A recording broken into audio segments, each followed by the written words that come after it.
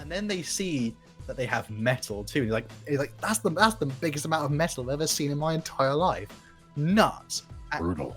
Absolutely crazy to him. Ragnar benched their goal on the island. Almost as crazy as the 5 consecutive failed dodges I just watched in the gameplay right now. Yeah, thank you. I was trying to remember how to play the damn game as well. Chat, this is Hal's gameplay. I was warming up. Then I was rusty. Oh yeah. Warming up. Appreciate it, brothers. Dogging me in my bloody gameplay. Just pointed it out.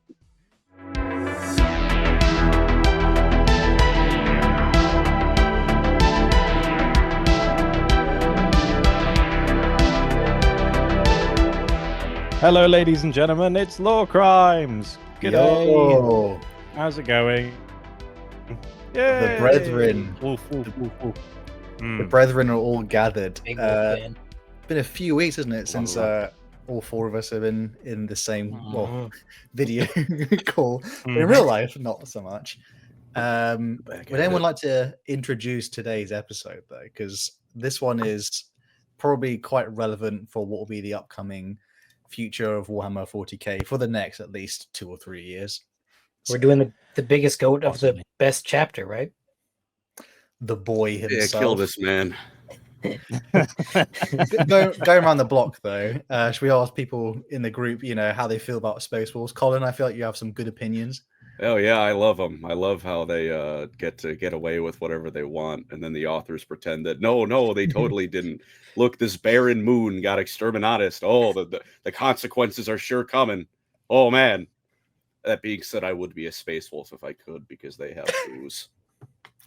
They do have booze. They have really good food. Actually, they actually eat proper food. They're probably like some of the only Marines eating quality meals and not Nutri-Slop. So they feast. They properly feast. To be fair, the Blood Angels do feed on other people, so there's a bit of variety. Sure, it's variety. I will give you that. It's definitely different. Humans. Andy, how do you feel about Space Wolves? You know a little bit about Ragnar because you've done your own previous videos as well as read all 6 books like I have as well.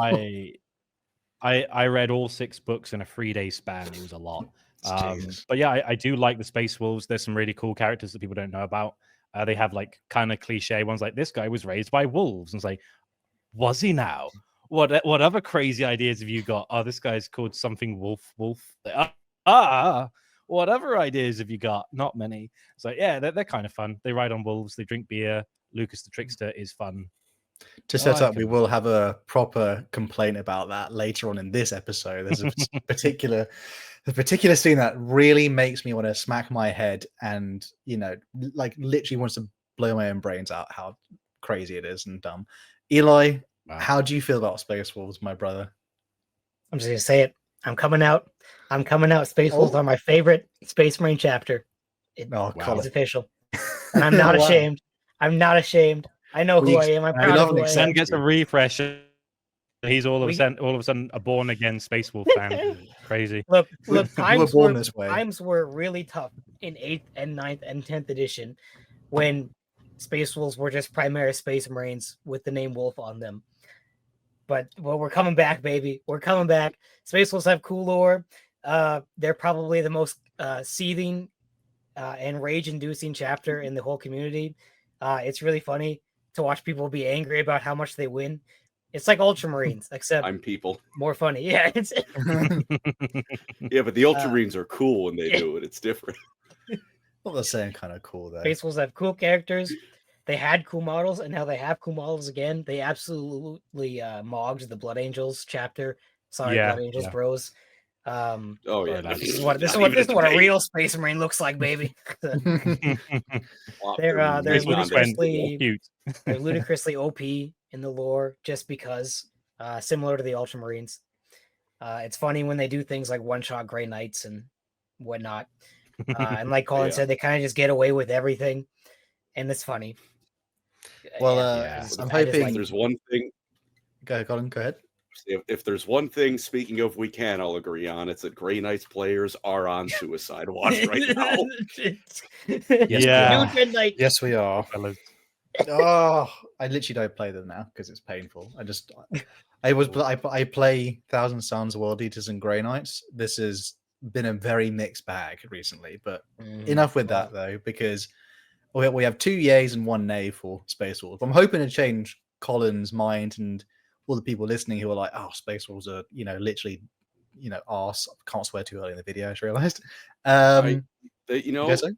They are out of all the factions I hate, the most I'm likely to change my mind on, because I've yet to lose against them on the tabletop or Total Warhammer, as it were. Forgot Colin's a petty bitch. or Magic the Gathering and Magnus sending me into a frenzy of rage. I make 3/3 chaos spawns every time I attack, and spells are too cheaper. And when I was in fat grown men, and my controlling player pulled a turn 1 Soul Ring. Death. Space Wolves were my first Space Marine army as a kid, and I also wrote like 100 pages of novel when I was like 14 about a Space Wolf guy and a Tau guy, and I was very proud of that back in the day. And they were friends. Were they friends? That is the spirit of Warhammer. We just don't call it fan fiction. We call it fluff. We call it homebrew. One must love Space Wolves, or they are forced to watch their first video again. By the way, at the end of this, watch their first video on stream, which is the ultimate punishment. Oh yeah, I would leave. I don't think I'd leave. I'm finding my father's firearm and shooting myself with it. Speaking of that, though, for everyone who is or some people who might be new, but for all the the glorious and gorgeous people who are here, we obviously are Lorecrimes boys and do have merch. We have a Discord, which we often, we're looking at. We have you guys participate in stuff, which we got coming up soon. Ooh. But also, exciting news: we have brand new Boing Gob merch. I will post the thing in the Discord. We got a design done, and it's us riding Boing Gob. You can check out our 4th wall page. It is now purchasable via t-shirts and stuff. We have a little so people make it further in the episode, we'll show you guys some designs maybe at the end. We can show you some of the art for the people who haven't seen it yet. This episode, though, we're going to go straight into it because this is actually pretty decent lore. I was pleasantly surprised at how good the lore is for this character who is called Ragnar Blackmane. Premise to start for everyone listening: this is not a Warhammer 40k book. This is a fantasy book. There is not much Warhammer 40k in it. So if you came here expecting, all big action like Baltimore and stuff like that, you're not having that for a while. You got to sit your ass down and wait. So for all the people who like Warhammer Fantasy, this is where the God himself, Mr. William King, who wrote Godric and Felix, he was over here cooking as well. He was like, I don't like 40k. I need more fantasy in my 40k. So we're going to begin this journey on the beautiful world. I say beautiful. This is the world called Fenris. Now, I wouldn't say it's like bad, like something like Birmingham or Chicago bad. This is a different kind of bad. I don't know if anyone other than one of the boys wants to kind of give a slight explanation of what Fenris is kind of like, because it might be better from someone else. It's a death world. It's in the title. It's a death world. It sucks. Kind of sucks. Summer paradise. Would you describe it as discount Norse mythology, Colin, for Fenris? It's basically copy and paste homework again. Not the worst description, but I feel like I read somewhere that was kind of the point with whoever made Fenris back in the dark age of technology. Is like, let's make the Norse theme park, and then everything went wrong, and all the theme park attractions went a little bit wild. Turns out that, and then it cooked for a few thousand years. So Fenris itself is a frozen-ish death world. It's very much reminiscent of what you kind of would imagine imagery of Norse mythology or similar things like that. And we begin our story. We lost footage. Oh no! Uh-oh. Oh no! Also, the Kraken might be a Tyranid. Crazy. Yeah. Maybe. There we go. There's all kinds of fauna, but basically every animal on Fenris is dangerous and in the snow hiding. There's sea worms and, as you imagine, wolves, trolls, all those kinds of, gloriously hideous creatures. kind of literally like Norska from Warhammer Fantasy, but the entire planet essentially. There's no respite. Less chaos though. Less chaos. You say that there are little creatures warped by chaos Fenris. There's some. I said less, not zero. Yeah, but there's not a warp vortex to hell. It's not literally you walk into hell like just 100 meters that way. But our story begins with the character who would become eventually Ragnar Blackmane, but this is just a teenage boy named Ragnar, and he is at this point he's just a normal tribesman. He's reached his adulthood, which I guess for them is like 16. They say in the book 35 is considered ancient. That's how brutal it is. Basically, Fenris is stuck in early Iron Age. Most of the people who live there, like the entire planet. And the story begins with Ragnar. He's on a ship with his father and many other members of his tribe.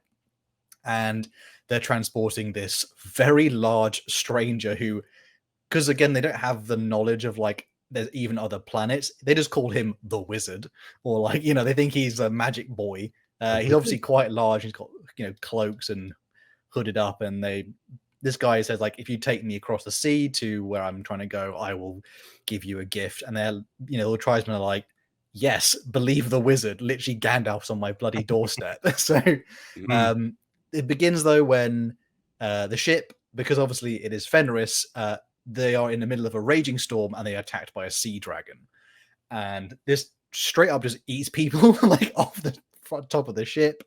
Ragnar is basically like, crap, I'm gonna die. He's just a boy at this point, so he's pretty much definitely he's not Noah starting. He doesn't feel fear. He feels fear, and he manages to like break out of it a little bit. And he throws his spear into one of the dragon's eyes. That didn't really stop it though. The stranger who's standing at the back of the ship is just laughing his head off because he thinks the whole thing is funny. Yeah, he takes out this magical device that spits fire and the sea dragon basically goes down. Ragnar's like almost falls off the ship. The stranger grabs him. Ragnar sees that his eyes are a little bit kind of yellowy and he has long fangs and he's huge. Obviously we can maybe kind of guess where this man belongs to. They pass through the storm and then they arrive on this island and they see like men who are in robes. They have like dark skin and they come up with their own ship. And Ragnar, they're kind of known as the guys who like, they don't know what they are called. For the people who are listening, they are basically Mechanicus. They are like tech priests.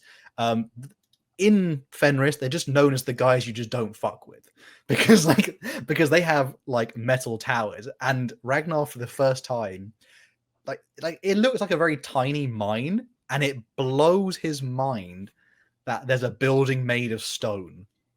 It blows his mind that there's people are like, he used stone, and then they see that they have metal too. He's like that's the biggest amount of metal I've ever seen in my entire life. Nuts. Brutal. Absolutely crazy to him. Ragnar eventually they go on the island. Almost as crazy as the 5 consecutive failed dodges I just watched in the game. Right? Yeah, thank you. I was trying to remember how to play the damn game as well. Yeah, this is Hal's gameplay. I was warming up. Then I was rusty. Oh yeah. Warming up. Appreciate it, brothers. Thanks. Dogging me in my bloody gameplay.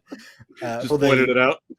The Ragnar goes onto the island and they get gifted some iron bars, which is basically the most amount of iron he's ever seen again. He's like gifted to his father and their tribe. And Ragnar like speaks to like the wizard stranger. He's like a strange voice. He's very powerful and intimidating, but Ragnar seems to actually be curious. He's like, obviously he wants to know more. And Ragnar says like, hopefully I'll meet you again someday. And the guy tells him, you really hope not, because the only time I'll ever see you again is on the day of your doom. And Ragnar's like, okay, a bit weird, but all right. Thanks. Yeah, appreciate it. I guess. He's like, that's kind of weird. The tribe starts sailing back to their home base where they live in. These ones specifically, they are called the Thunder Fists, and they live in an area where they are essentially they're in like an archipelago of islands, and so they are often on their ships. They do raiding and fishing, all that kind of stuff.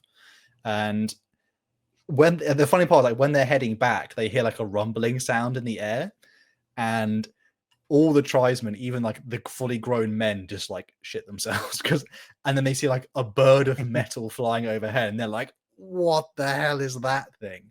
Like fire's coming from the metal bird. This is crazy. But Ragnar, he's like, no, he thinks it was probably related to the priest or the wizard whose name was Rannick, who goes by Rannick. Slight problem with being on Fenris. Fenris is not safe ever. There is all kinds of creatures, but the worst thing on Fenris is other Fenrisians. As you can probably guess, there's a brutal tribalistic war that continues over the entire planet, basically at all times. And the Thunderfists, in their history, had taken this like bounteous archipelago, and they had taken it from a tribe called the Grimskulls. And we cut to a scene where essentially the Grimskulls are planning to attack the Thunderfists at the time when they're having this massive festival. Ragnar, he's a bloke. He's a man now.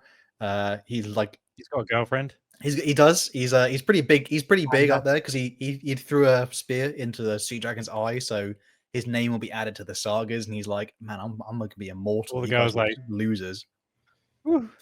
Oh, you there's now? There's this woman who's a girl who's named Anna, who's like his childhood friend, who essentially is eye fucking him the entire festival because he's now been like, this is the guy now. This is literally like peering over the imagine this is a tanker, just kind of like, oh, I see. And Ragnar, he's into it. He's like, yeah, I love that girl. I'm into it. The whole Thunderfists are preparing for a festival. To note, most of Fenris, like where they live, there's like earthquakes and stuff. Like, so similar like to Japan, they don't build out of stone. They often build out of like dragon bone and leathers and stuff. Having the iron they got from the Mechanicus elements is like considered like a huge amount of iron, and they can make spears and stuff. Steel, haven't heard of it. Iron's the best they got. And Ragnar's like, oh, I love this girl Anna. I can have a wife now. Maybe I'll get to the old age of 30 or something. God, me now. Yeah. And they begin this festival. Their skalds are talking. There's like everyone's getting drunk. But the problem is though, it's like the Thunderfists. They've become milk drinkers now. They've become a bit weak. They've lived in the good lands for a long time, and they don't realize that the Grimskulls are planning to essentially attack. Was that Mega? The festival is popping off. That was the Space Wolves champion. The Space Wolves. Sorry, Space Wolves.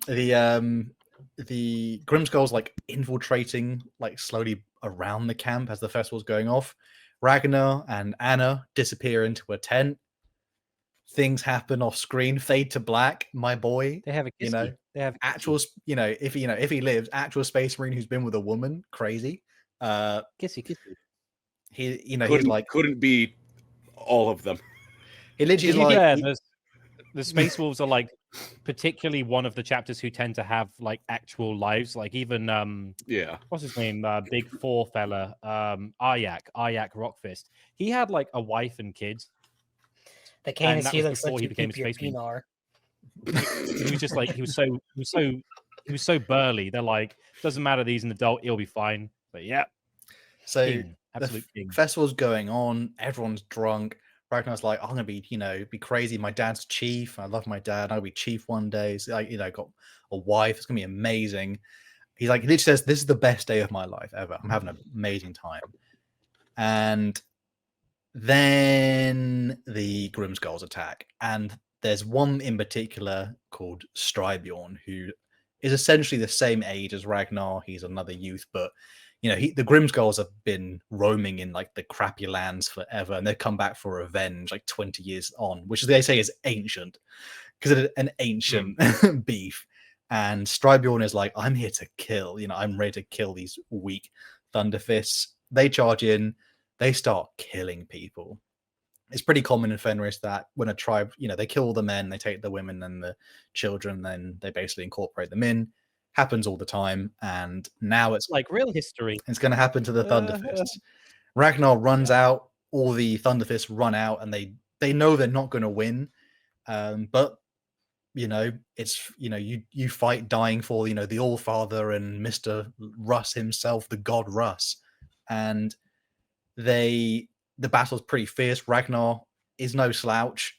He takes down a few, and then something descends on from the sky, and this giant slams down, and it's the Wolf Priest. It's Rannick, the one who Ragnar had seen before, and he realizes this is the day of his doom.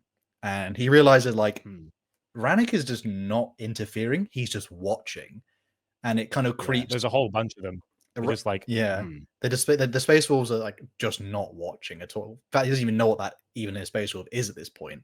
And the thing is, there's also the Grim Skulls have the advantage, but as soon as they spot the Space Wolves, the two sides part and they allow the Thunderfists to pick up weapons and have an equal match because they're this is a test. We have to not strike their back. We have to fight them head on to prove our worth, and that's an interesting thing. They call them the choosers of the fallen, as they say. And they'll go to fight with Russ in the upland or the afterlife. And Ragnar's the two sides basically clash pretty heavily. Ragnar's gets injured, but he notices at this point he knows he's gonna die, so his fear just melts away and he just goes ham. And he gets to the point where he notices that his father's been killed. It brings back his emotions. He's pretty grief-stricken, and and he turns to rage. Ragnar and Strybjorn rush at each other, and they end up killing each other. They actually die. Then Ragnar awakens, and that's why they're called the Choosers of the Fallen, because the let's say the wizards at this point, they on the edge of death, or basically they pass into death. They take those who have proven themselves worthy in battle and they bring them back. Only a few, usually. And Ragnar's father would not make it, nor any really of the other member or combatants, but Ragnar and Strybjorn were both saved by Rannick. And Ragnar is gutted. He sees the Thunderfist women and children being hauled off in the Grimskull ships because they ran away after the battle because they're oh, this place is cursed now because the bloody Choosers of the Fallen have appeared. They're let's get out of here. But we're moving. And he thinks he sees someone waving to him, but everyone thinks he's a ghost because he came back from the dead. It's pretty crazy. He sees Strybjorn lying on the floor and just tries to murk him. He just straight up just tries to kill him. When Rannick like an iron glove just grabs his hand, is nah. Death does the beef not end. And they always say laddie. He's look, laddie, you don't fight your brothers. He's your brother. And I was I hate him. Laddie. And that's what they say. Yeah, it's pretty. Ragnar has a burning hatred for Strybjorn. The two of each other have there's an understanding between them both, which they wish to kill each other pretty much. He killed his dad. That's pretty bad. Yeah, it's pretty. Strybjorn did kill his dad. And Ragnar and Strybjorn get strapped into a Thunderhawk at the time, or Stormbird, sorry, and they basically this is the first time they fly ever, and they're what the hell is going on? They're he's freaking out that they're flying, and then he realizes they've been transported to another site which seems to blow his mind, other than the fact they just got resurrected from the dead. They land in a small village called Rusvik. Rusvik is built out of wood, and this once again is completely stunning. It is wood and stone, and he is this is the biggest thing I've ever seen. Because to be fair with Fenris, there's only one place on the whole planet called Azerheim where there's stable tectonic plates. So every other place on the planet's always shifting. So if you try to build stuff, a few years after you build it, earthquake, gone. So it's he's wait, you can build a house and it doesn't fall over? And they're yeah. It's what? That's crazy. It always falls over. Not here. Yeah, he's only like 16 or 17 years old at this point, so he's just like, this is just like, it's like, this is blow my mind that, you know, the wooden hut is the wooden hut is crazy. And then Ragnar said, "This is cray cray," said Ragnar. So he did slay. He's just like me. This is where they get paired up with other, what they call the chosen. So like the other recruits who are similarly chosen from, you know, near-death experiences all across Fenris, and they meet another wizard called Hakon, who, as much as Rannick is like, you know, stoic and wise, Hakon is a ball buster. This guy does not care. He's seen 1,000 of these guys. He literally says like, you are worth nothing, you know, poor scum. I hate you. You know, we're just here to see if you're strong enough to actually, you know, now you've been chosen, we'll see if you're strong enough to, you know, join Russ and, you know, fight for like the true warriors of, you know, Mr. Godliam Russ. And then, you know, all of them are pretty keen. Ragnar is pretty, like, all the Thunder Fists are gone essentially. So he's having a difficult time with it, but also the chance to essentially, you know, fight for God, literally beyond death, is pretty enticing. So he is definitely keen. Strybjorn is, the man has the boy's got a chip on his shoulder.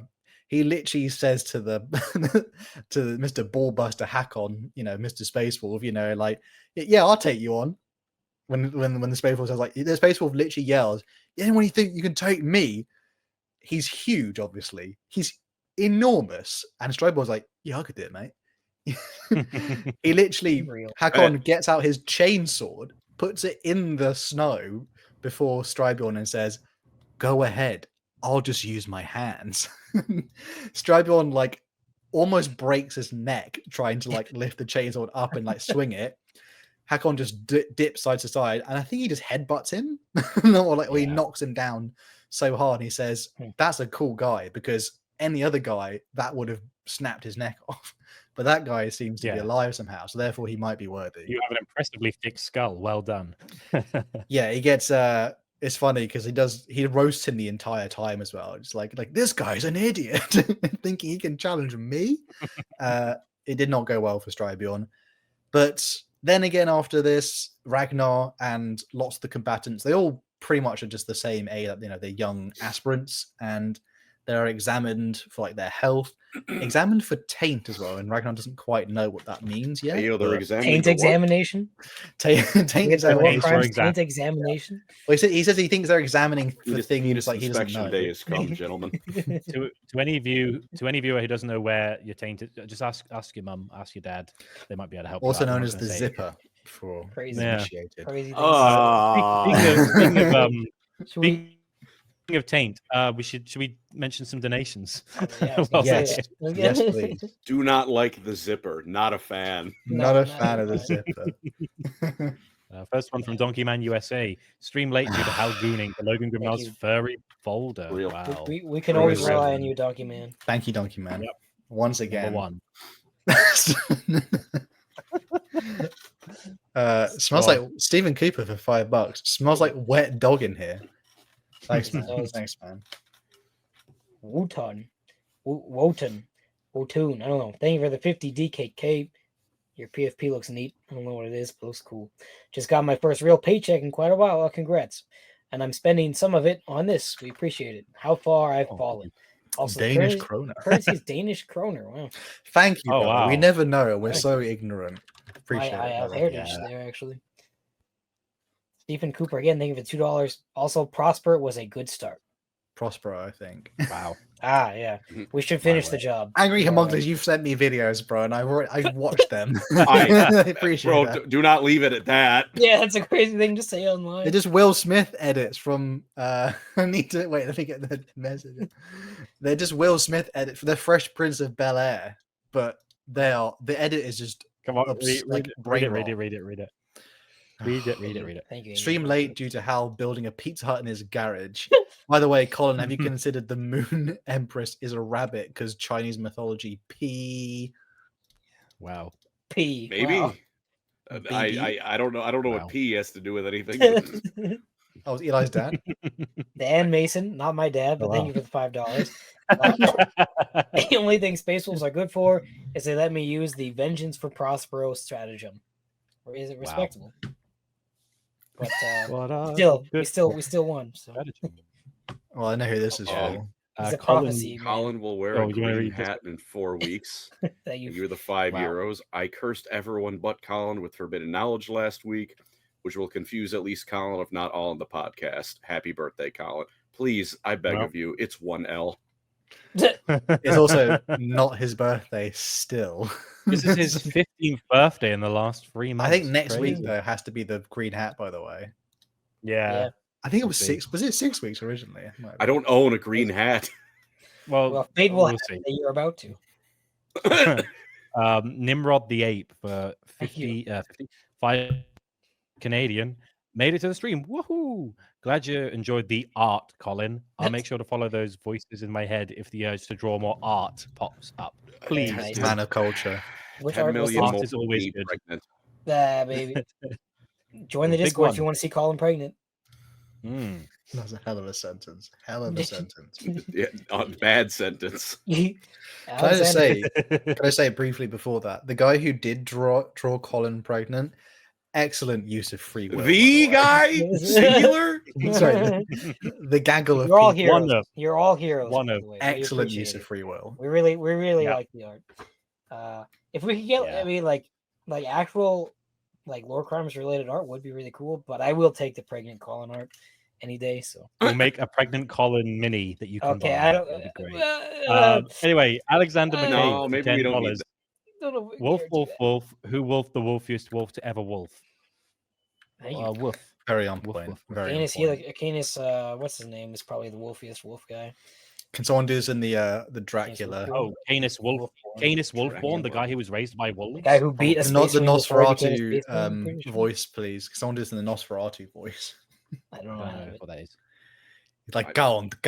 Like I was there the day Horus bounced on it, crazy style. That's not Nosferatu. That's the guy from Sesame Thank you, Sharp Warrior 1074. Spin on it, Dio. My name is the Amber King. Brilliant. Damn. Lewis, 1945 for $2. Bully the diabetic boys. No. Wow. That's a hell of a sentence. Don't bully him. Last one from Shark Boromir. Who wants to read this? Colin, you have to. Sure. Thank you for the 5K. The relationship between Gotrek and Felix is that of a Discord mod and his kitten. Also, happy 1 week late birthday, Colin. I don't like that. You need to say that first, bro. It's still not. We do appreciate the $5. Thank you for the donations. You guys make Lorecrimes possible. Yeah, thank you so much. Where was I?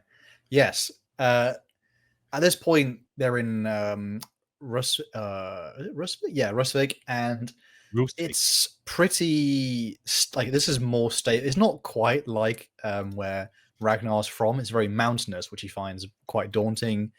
Again, Ragnar as a character, he is brave, he's pretty strong, but he's also intensely in grief at this point. He's just kind of consumed by a hate to kill Stribion. But then there's a building curiosity to, who are these grand wizards? Since he first met Rannick, which was a few years before at this point, he's very much in some way built a fascination for the outside, a life beyond what was that in the Thunderwolves, or the Thunderfist, sorry. All the recruits are given steel spears, which again, they look at these and they're pretty impressed by them, and some knives as well. They are told if they lose it, they might as well not come back. And they are assigned to claws or groups. And Ragnar is in one which has the aspirants called Ragnar, Kjell, Sven, Hank, and Stribion. Sven. We love Sven in this household. We do. Great. Sven from Dota 2? Not quite. Kjell is it's called Kjell the Falconer. He's pretty nice. Kjell is a pretty stand-up dude. He's he's like a friendly ginger though, so you can probably tell what's going to happen to him at some point in the story. Sven what does that is mean, bro? Yeah, it's like, all the kind ones. Gingers die in both stories? Is that what you're telling me? What? That's crazy. What? I didn't the kind. This guy hates Irish people? This guy hates Irish This people? guy went straight to gingers, and I said the kind ones. No wonder he left early. Wow. Sven, stubborn as a mule, this guy, but pretty reliable. Hank is, they always joke about Hank because he's a sheep herder, Hank, and they say he does stuff to sheep. He does strange things to his sheep. They make jokes about that. And there's obviously a Stirlander? Kind of, yeah. He's Welsh. Heyo. And there's also Strybjorn, which Ragnar is kind of, he's not gassed about, but then he's also gassed about because he's like, I'm gonna kill this guy. And so essentially everyone is from all over Fenris. They've never met each other before or would ever in their lives, but they're all gathered here. And they are very much they all kind of say how they arrived here. Obviously Ragnar's like, my whole family is dead, but Kjell's, he kind of gets on with Kjell pretty well, like straight away, because the guy seems to be I don't think Kjell, like his family didn't all die, so he's a pretty chirpy guy, which Ragnar likes. Sven and Strybjorn are a bit too like to themselves, and Sven just won't stop eating at all. He literally cannot get him to stop eating. Don't behave. And they're training. Oh, and Henk killed a troll. And they don't like, Henk is really shy and small, but he killed one of the deadliest creatures on Fenris. So they're all a bit like, really? That guy did it? So they have more respect for him after they learned that. And after this, their training begins. They do climbing, running, physical combat, everything you can think of, survival skills. Again, this is not a 140k book. This is a fantasy book. They don't know what a chainsword or a bolt gun is at this point. They have just spear. They do hunting. They're roaming around Fenris. Ragnar, like, he kind of starts to almost feel like he is dead in a way, because like his whole new life here is like so consuming, and he looks out at like on Fenrisian mountain. He's like, wow, Fenris is actually like kind of beautiful in a way, even though obviously it's incredibly deadly. They start, other aspirants they don't really interact with many of the other groups, even though there are some who are worth mentioning later. But they also, some of the other groups are like talk shit as well. Like some of them mention like, I heard there's Wolfen out there, and none of them really know what Wolfen are at this point. But it's like with most of Fenris, like deadly creatures have a kind of, a rumor mill about them. Much as like, Ragnar would have seen sea dragons, whereas the other ones hadn't. So they even trade stories where like they kind of tell each other about different creatures, because if people live in different areas, the sheep herder probably doesn't see a sea dragon that much. And they told, like, I think even they thought like some of Hank's people were like cannibals, and he just laughed at it, like, no, no, we're not cannibals. Yeah, you idiot, what are you talking about? We're not cannibals. We just like sheep. Yeah, it's just they're all tribesmen in Fenris, so the rumor mill is pretty aggressive. This gets to the point where the group starts like a fire. They've been doing this for months at this point. They've been training and then set on like survival expeditions by Rannick, as well as obviously Hakon. They start a group, and Ragnar's kind of been like plagued with dreams as of late, like about his family, about like, golden eyes, like hunting him in some way. He wakes up. He's not the one who's supposed to be on guard. That was Kjell. He fell asleep. And Ragnar notices there's a creepy, like a massive creature, like just walking, like eyes open towards them. And it's a troll. And Ragnar, like, he wants to scream. Because again, he's just a boy at this point. He wants to literally scream. His legs are shaking. But he knows to do that he even thinks like, if I run now, I might better get away. But then he realizes, nah, the troll will probably just hunt us all down one by one. So he gets his spear up very slowly, and then he shouts for the group to attack. There's a troll coming in. He throws his spear in it. The group, rallies together. So, as much as they all probably don't get along, they get along now. They get along now. And they are doing pretty good. But the troll, every time they stab the troll, his skin and his like wings are reknitting almost instantly. And this is when Henk like shouts, you need to use fire, because he's the one who's killed a troll. Like that's the only way to stop the troll's healing. They actually do pretty good amount of coordination, and then Henk goes in for like a final kill stroke.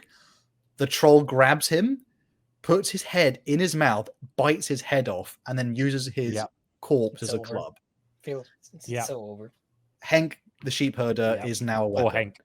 He was my favorite. Goodbye. Ragnar has seen like people die. He's never seen a troll eat someone's head. So the rest of them just like, they just start staring at each other and like, oh shit. Like, they are terrified at this point. But Ragnar is like kind of pseudo the leader of the group. They all kind of look to him in some way. And he actually manages like to break out of the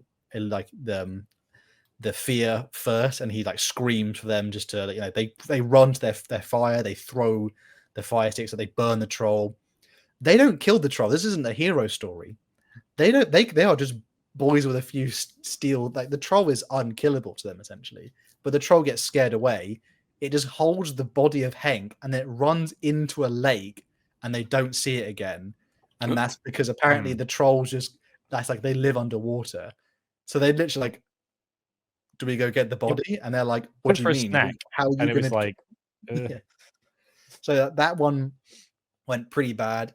Ragnar kind of feels very responsible. He gets he thinks he's going to get like a talking to by Hakon, but Hakon is kind of nice to him, and he's like, it's difficult losing, men and stuff like that. And Ragnar's young. He doesn't, he's never really led men in battle before, so he doesn't deal with it well. But eventually the group kind of does move past this. Months are passing again.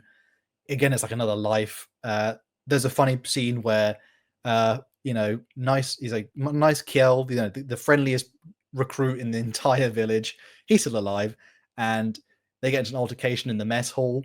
That meme of like the guy jumping up and immediately like slamming down to punch someone? Yeah, like as soon as someone messes with Kjell, Ragnar's like, I'm in. Like I'm in. Are you talking about the meme of Markiplier where he jumps and he goes and punches the camera? Yeah, like, literally, the dude is ready to kick out. He literally like jumps and smacks two guys in the head. So like another one of the claws like start attacking him. Sven and Strybjorn, hearing that there's a fight, immediately burst through the door, and they're like, "Yeah, I'm into this." The whole mess hall erupts, like everyone's fighting everyone, and then Hakon, like stumbles in the door. They all like do that funny scene where like, they pause and they look at him, and they're like, shit. So so it's pretty bad. But in a way, like they jointly they have like I was like, it's the scene of like the film, like, my captain sort of thing. Or it's like, they have like an I'm Spartacus moment where they all take responsibility for like the mess essentially. And you can tell like the Hakon, the Space Wolf, is impressed, but he tells the rest of them to do laps, and for Ragnar and Kjell to clean up the mess and then go do laps. I think the other character is called Nils, who started the fight but is like kind of with them, and he will appear later as well. But essentially they're all bonded, like they're actually friends at this point, obviously apart from Ragnar and Strybjorn, who he is desperate to kill. He thinks about killing him every night. Ragnar almost dies at one point. They're doing more cliff facing, and he's like, I'm gonna die, because this point his fingers like almost like bloody stumped. His like fingers are frozen. He falls off a cliff. It's like falling down. He thinks he grabs a ledge, falls again. Kjell saved his life. The dude like legitimately like reached out and grabbed him, and they like slammed into the cliff together. So Ragnar like kind of owes him his life, and Ragnar's like, that's the closest I've come to death at this point. So he realized he's, despite how strong they are, he was like, that's a pretty close call. And at this point, I don't know if I would say it's like a year, maybe almost a year at this point. Ragnar and the Claw, at this point, they meet with Hakon, and like they are told, they basically said like, this at this point, you've done a lot, but this is nothing compared to what happens next. And this is the annoying theme in this book, because this keeps coming up. They are told several times, like, this is nothing. You haven't seen anything yet. And you can tell they're like, oh my God. They are told that they have been chosen. they see like it's funny because they see like new recruits come in and they're like, "Oh, you guys think you're so cool? You know, the new guys. We're the old guys now." So, we're the cool kids on the block. But they're told that they are being chosen for the next stage, for the elevation into what will be men like these wizards. And Ragnar's pretty nervous at this point. He doesn't like the idea of what's next is pretty daunting. Again, he's not a superhuman. He's just a guy. Even despite all they've done, he feels stronger and more knowledgeable and basically more powerful he's ever felt before. But even saying that what's coming next and even more challenging is pretty incredibly daunting.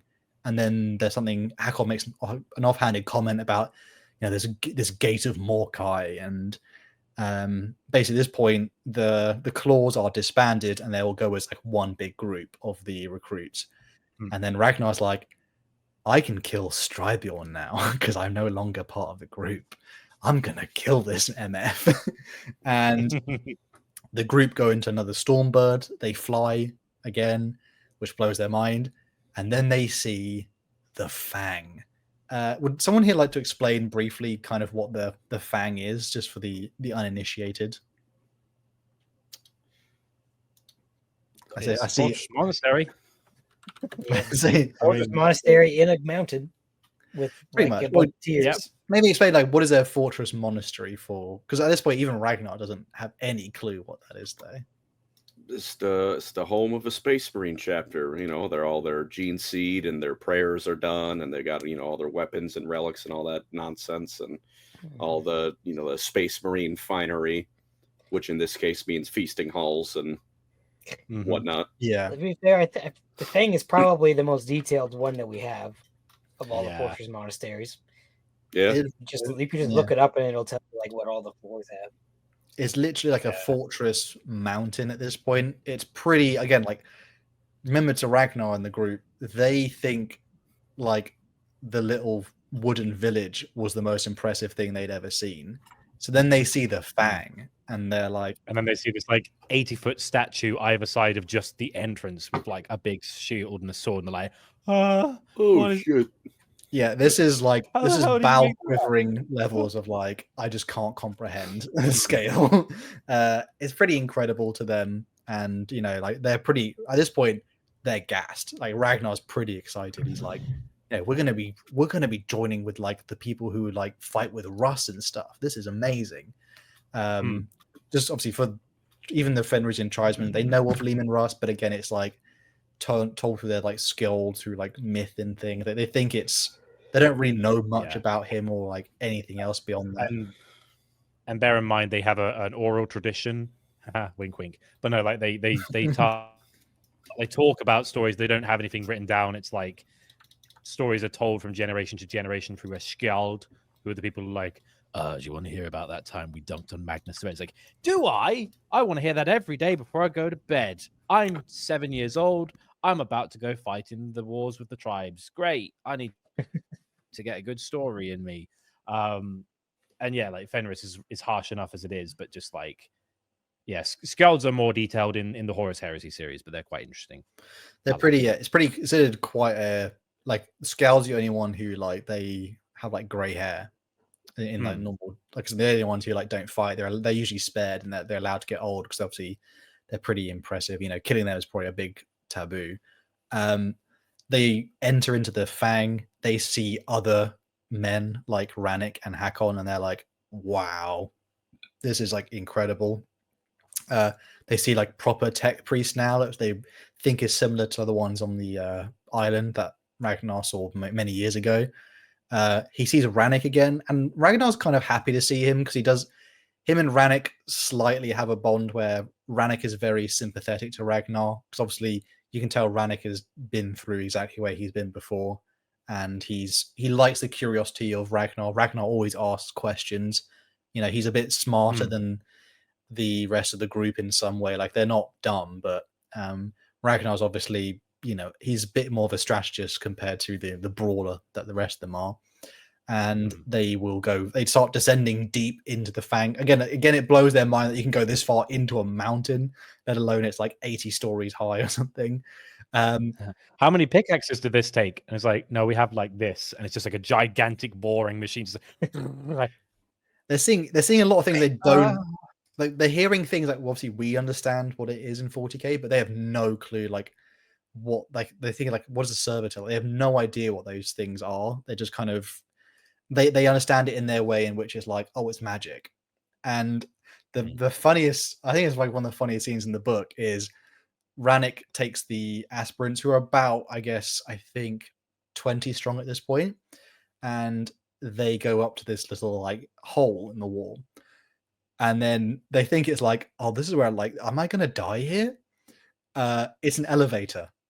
Like it's one of those. It's like a grav elevator, and they all are like shitting themselves because they're like, oh my god, like the guy went in and he just disappeared. Like, and they're like, I'm hearing a rustling noise. Am I going There's a to my beast down doom? there, and it's just like a generator. Like there's a beast down there that's lurking in the darkness. It's like, no, it's just the pulley system. Calm down. Yeah, it's just a bunch of tribesmen getting scared by an elevator. But it's one of those ones where like you have to drop down, and then like at the bottom is like an anti-grav thing, and then they float at the end.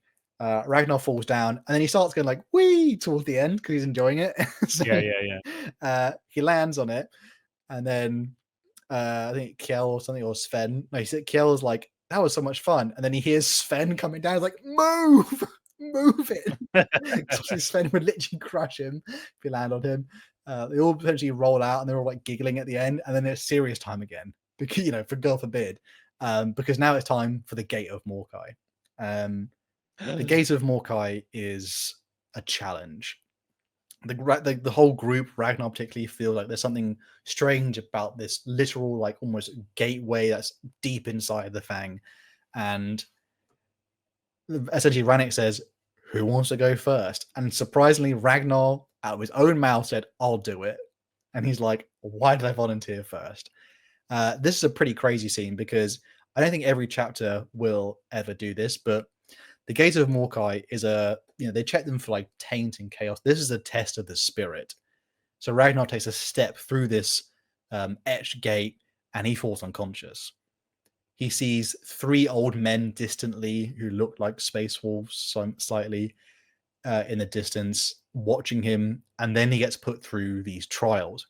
He sees each of the chaos gods in a myriad of different versions of himself. Each of them offers like a temptation of joining him. You'll be given the strength of a warrior to cleave and spill blood and collect skulls. Yeah. You'll be given resilience beyond that of your wildest dreams. You'll be given sensual pleasures. Obviously, he's still a man. He's not a space point. Slanesh be there like, you want another girlfriend? It's like, no, yeah, the dude, right. You like gooning? He's still a normal dude at this point. Like the dude gets horny, literally. So he's like, this is crazy. Gets given power of his own destiny. He gets given like pretty vivid dreams about like each of his friends are all dead, but each of the chaos apparitions are offering him a thing, and each time he's kind of almost tempted, but he's put off until the final one. He is offered on a ritual table with a dagger a tied up Stribiorn, and it's a Chaos Marine who says, we'll give you your vengeance. This guy killed your father. Your ancestors are begging for, to be honored. They cannot rest without your vengeance. Kill him, and we'll give everything you ever wanted. And Ragnar is like, he lifts the dagger up immediately. He's like, yeah, I'll kill him. But then in a part of his brain, he knows that to do this, I'll say that he knows if he does this though, he will, in a way, like be damned or something. Like something will tear him apart after, and he gets pretty close to like descending the dagger because obviously he hates this guy. Eventually he rejects and he stabs himself in the gut in this like dreamscape, which does wake him up. And when Ragnar awakens, he's basically on a stone table next to all the other aspirants, and some of them did not wake up because this is literally like, if you fail this, you die. So some of them would have been corrupted by chaos, and therefore, despite all they've been through for obviously like a year or months, they just die in the table. Get rid of them. Yeah. Ragnar gets pretty upset about like some of this. Like he finds it pretty distasteful. he gets chastised. He didn't like the fact like the 3 old men he saw at the beginning were like the room priests of the Space Wolves. They were watching him, and he felt like it was weirdly invasive. And basically they're literally there with the hand on like the plug, just like, I'm gonna pull it if you fall. Okay, and they do say to him like, of all the aspirants we've ever seen, you are by far the closest to falling who didn't fall. It's like, eesh. Yeah, okay. like he was was there with, like the dialysis machine, like, I'm gonna pull the plug out, I'm gonna do it. Literally, that is not a compliment. He was told like his ultimate weakness is his hatred. Is how he's hatred for Stribion and his need for vengeance. And it says it's not weak to have. It's not weak to have like hate in his heart. Obviously, you hate the enemy, you hate the alien, but it's a weakness that will be exploited by chaos eventually if he does not allow himself to move past his hatred of Stribion. They're like, any more hate and you be a blood angel, dude. That's basically what they say. Like, what's going on? Yeah, it's pretty like So the recruits are being whittled down quite a lot though.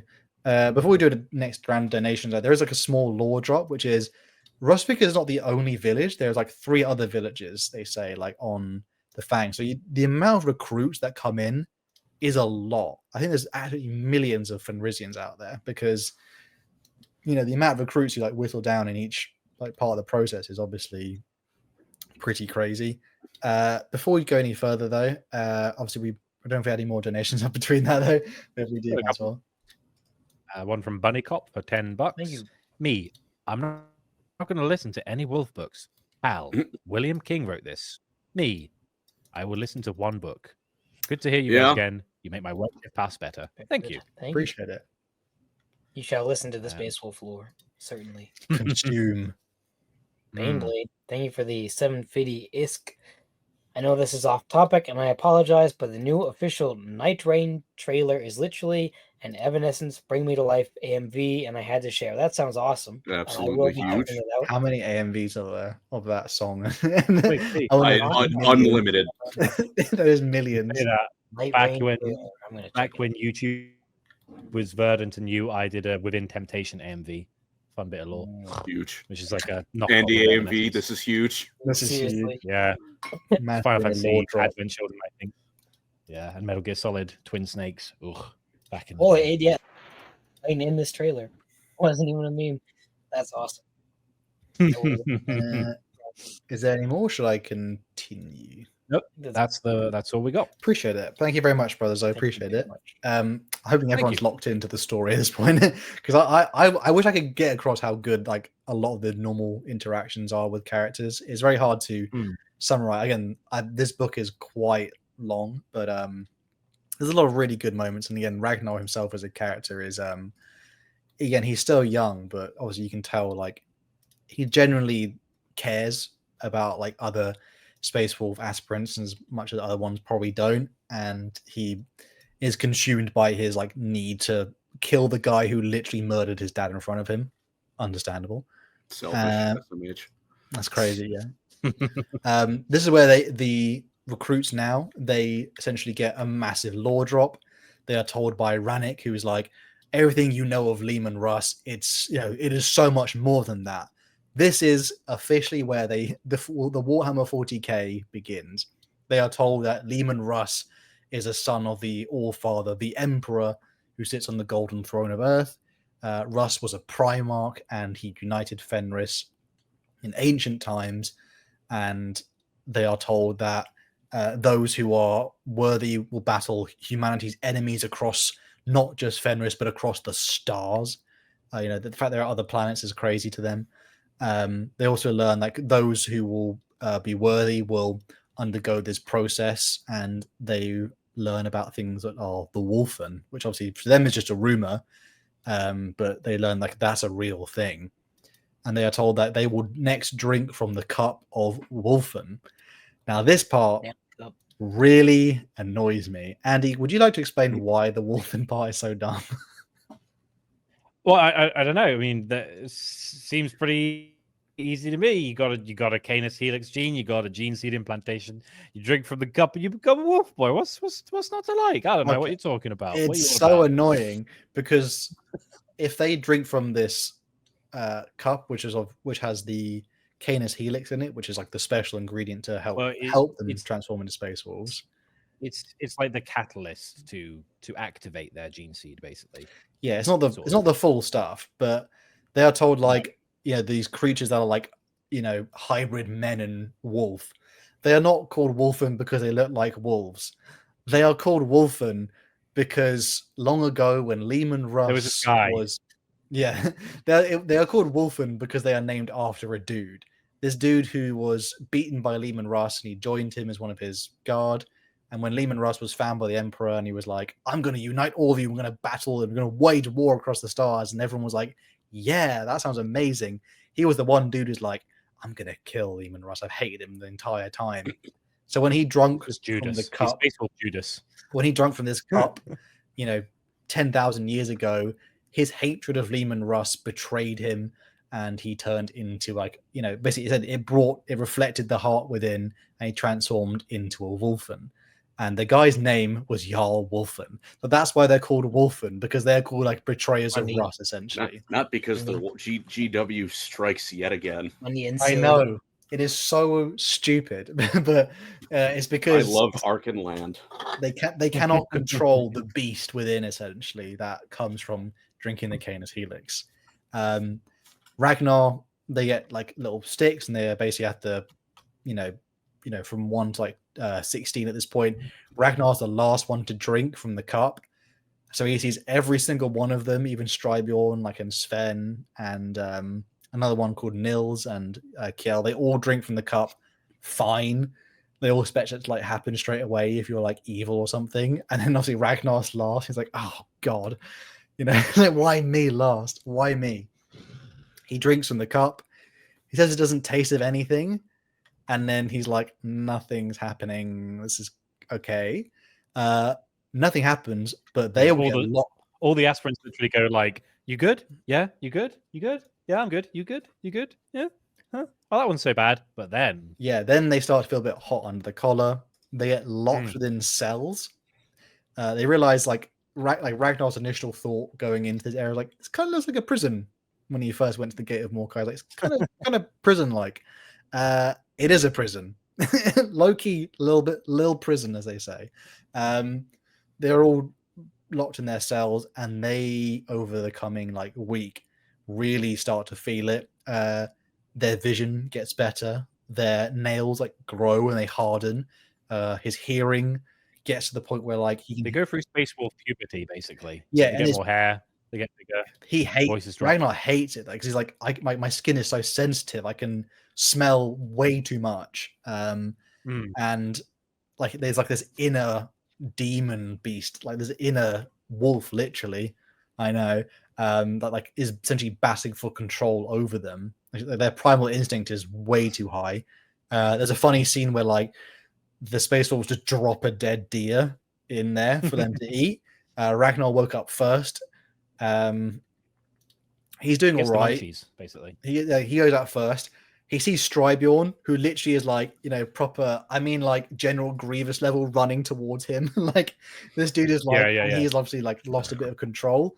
Ragnar just knocks him out in one punch, and immediately is the beast within him is kill him, and then Ragnar's if I kill him, I'll lose to the beast, which annoys him. It's I really wish to kill this guy, but if I do, then I'll literally become a Wolfen. So this is terrible.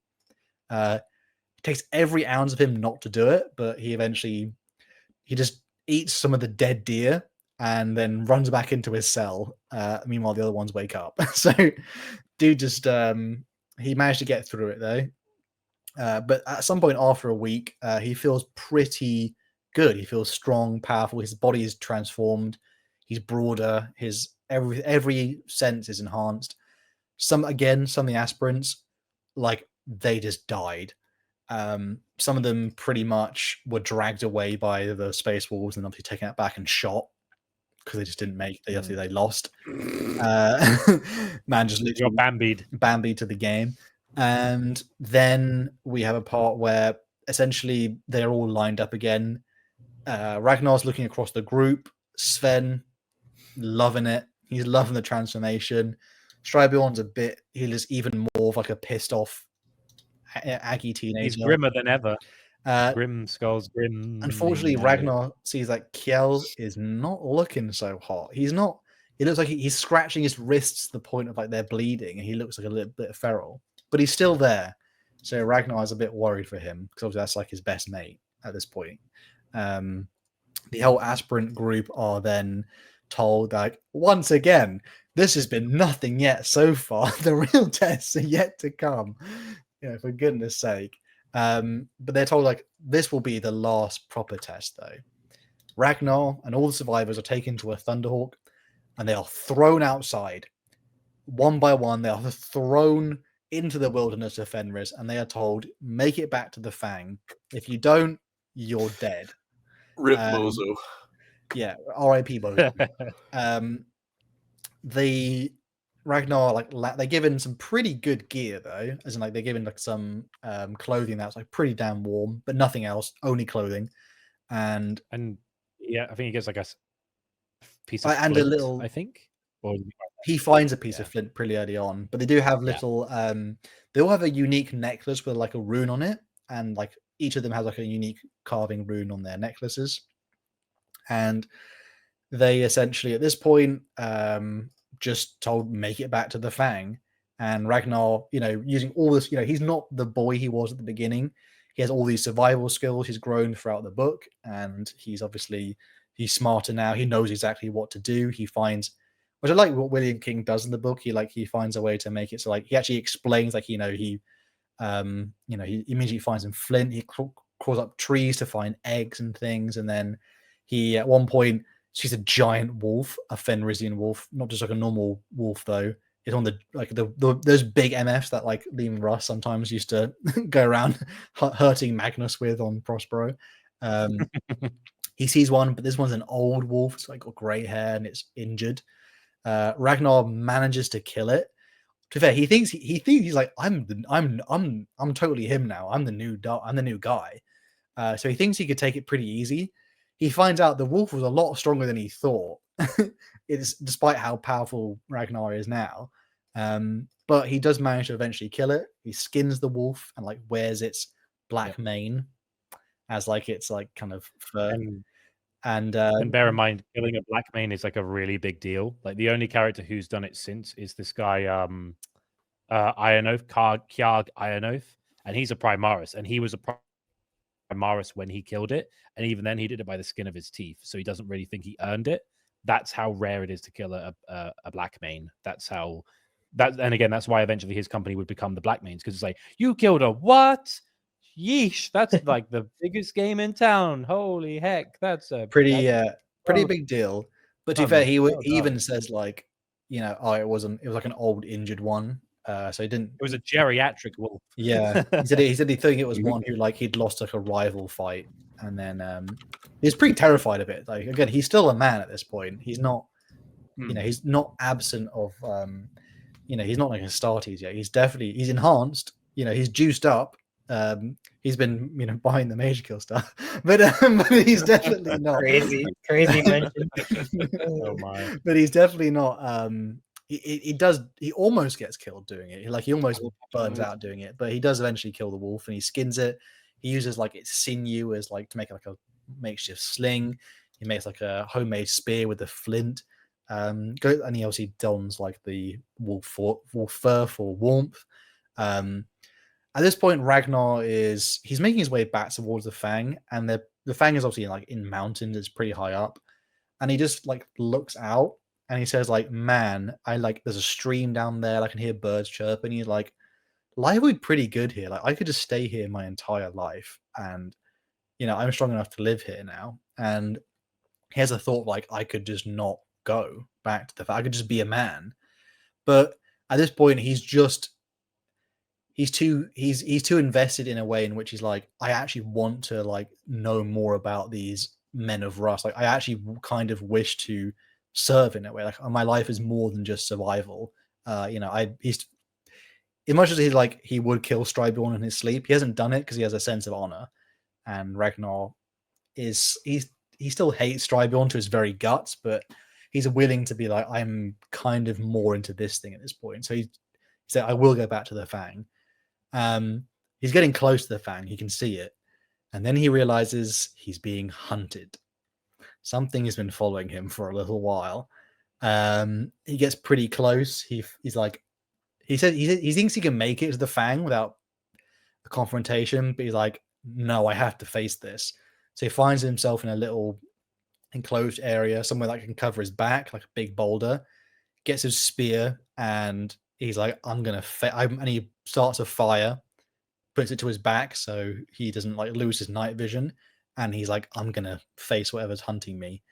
And then he sees a wolfen, and that's when he realized that, well, before this they'd realized the area around the Fang is just filled with wolfen of like failed aspirants. Like the whole area is like just a danger zone. And he sees this wolfen, and it's, even at this point, again, he's still a half boy man. So it literally makes his like skin prickle, and he's like, shit, he's like holy crap. This thing, he but in a way, like there's like a moment between the two when they have eye contact, and he's like, do I want to kill this thing? And he thinks he can see like some humanity in the wolfen left, but then the wolfen just charges him. Ragnar takes his spear, rams it through its heart, and it like kind of dies on his, as it's dying on his spear, he recognizes the rune along its neck, and it was his best friend Kjell, who says Ragnar with his dying breath. So yes, Ragnar. yeah, and, why do you have to say that? The only guy who'd made him like laugh or smile since his whole family died, he killed him.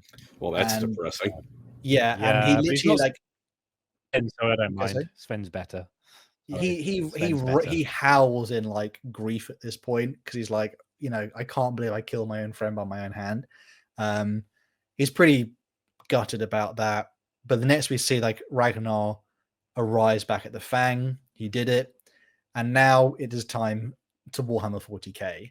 Ragnar, Sven, Nils, who's like kind of Ragnar's known-ish, but now that the group is so small, there's like only 10 of them. There's only like maybe 12 of them left.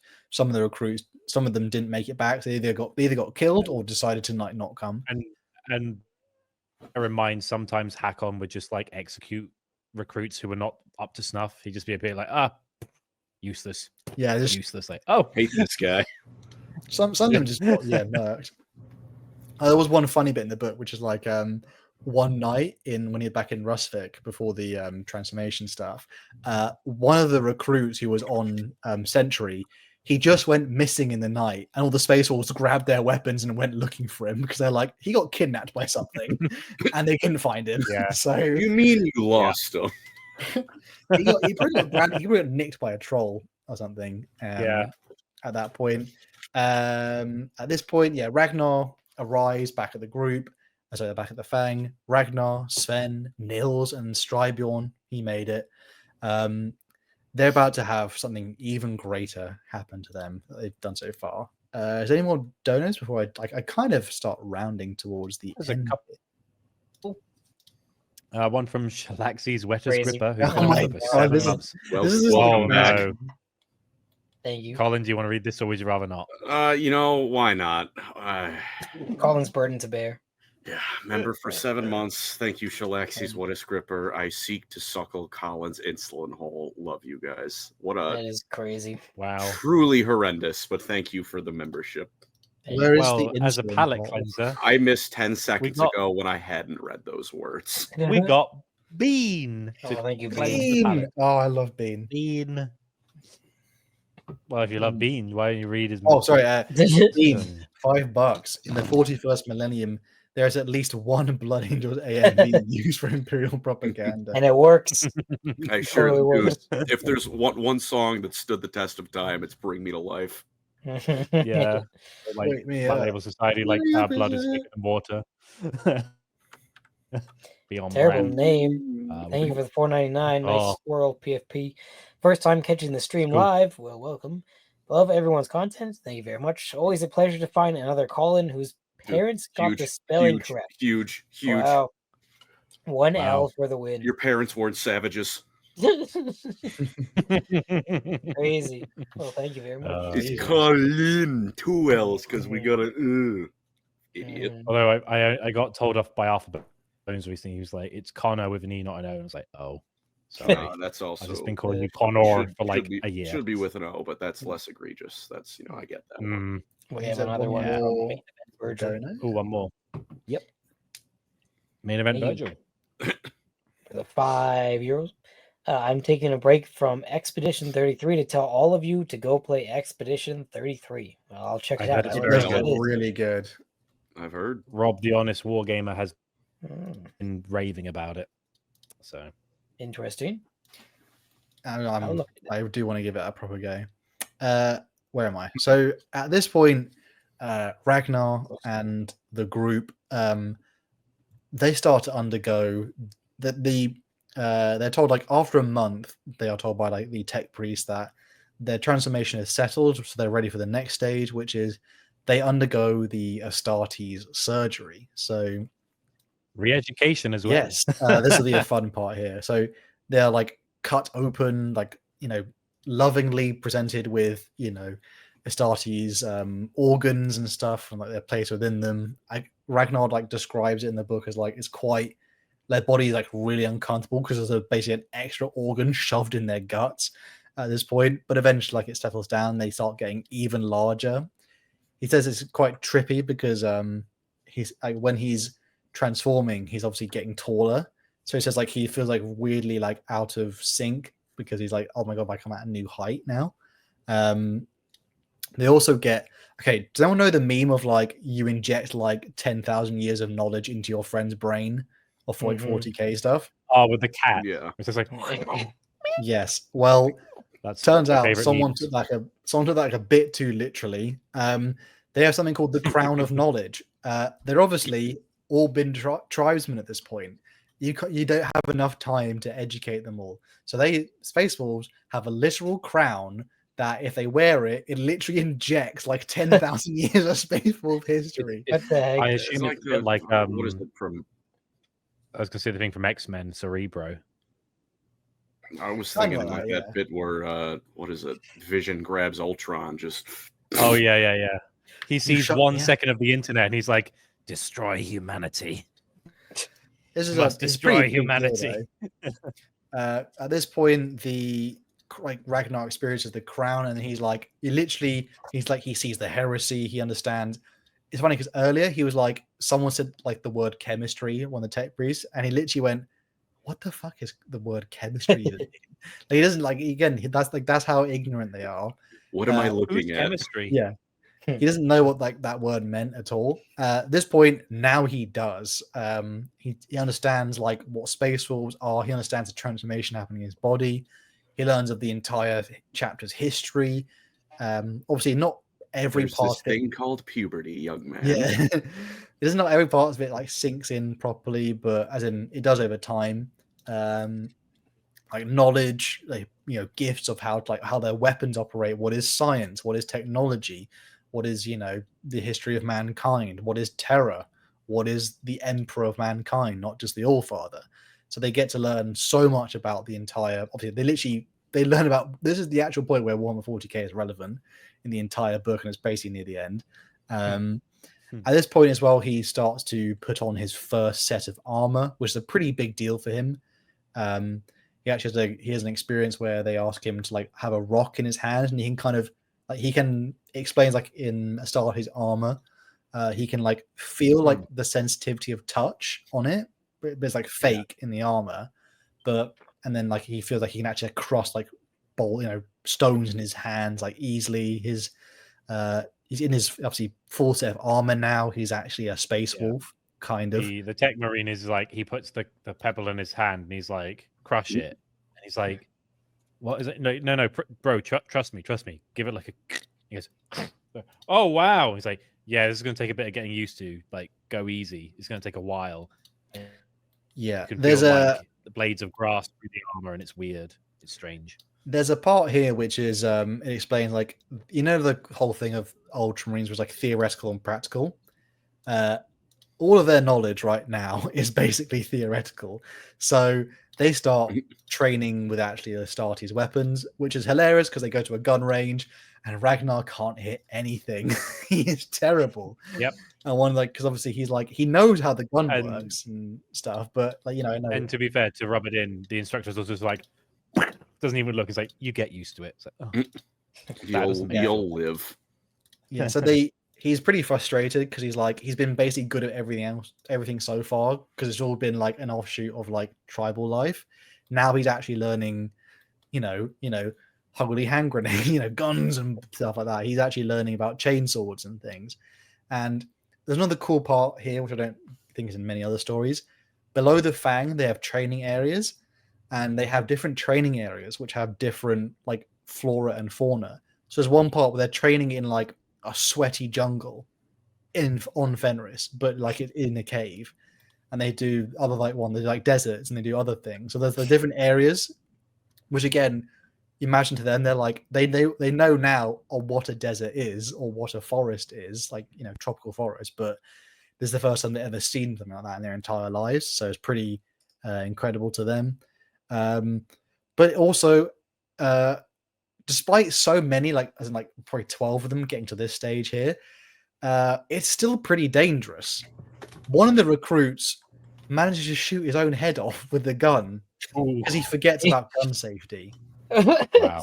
And he's already gone through the transformation of being a space wolf. So this is already this is a pretty. the resident apothecary just there going, great. That's just great. Right. It gets better. Amazing. It gets better. No, wait, hang on. He remembered gun safety. The first rule of gun safety is to have fun. Have fun, baby. And the guy literally does like a proper he cleans it wrong, and then he's like, and then Ragnar and Sven are like, yuck. And they're like, damn, he forgot that the chamber was, still had a bullet in it. So, that's the second rule. Look right down the barrel to make sure it's empty. Yeah. I feel like with a bolter round, you would just do that. You go, oh yeah, I can feel there's some weight in this. Like you take that out, there'd be like a noticeable difference. But no, guess not. Silly wolves. Silly wolves. Yeah, that one didn't go so hot. It gets worse. Turns out there was more than one death. One of the recruits blew himself up with his own grenade. God bless. God bless. Yeah, so he just because they've been training with a lot with literally paintball guns or paintball rounds at this point. When they start training with the real stuff, and then one of them accidentally he just blows himself up. Pretty bad. And this is my favorite one by far. They're sitting at dinner, in the feast hall, and one of the recruits just goes, "Oh," and just dies. Because it turns out sometimes the gene seed just doesn't work. Wow. It's rare, but sometimes. So he just shit out a little bit. Our bad, fellas. That's tough, man. He at the table just goes, "Oh," and he just dies at the table. And just he's just still he's just sitting there head lolled, and the rest of them are like, "What the hell just happened?" Bloody Greg. Did he shit himself? No, he's dead. What? Oh, okay. Yeah, so that. You mean he died? Just died at the table. He died after himself? No, could you he just imagine died getting that far though? Could you imagine? Dante, I wish. Elbozo. Yeah, that was pretty rough.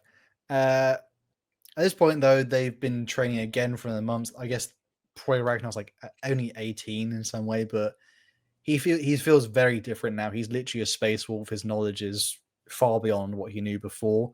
They have to explain a lot of the knowledge sometimes is they have to almost sort through their brain because so much was uploaded at once that they sometimes have to remember things in a different way to yes, I do know about that stuff. Give me a second because it's not normal memory or instinct. They actually have to, it was basically imprinted in their brain, so they have to. It's a bit different for them, remembering how certain things work outside of their normal lives before this.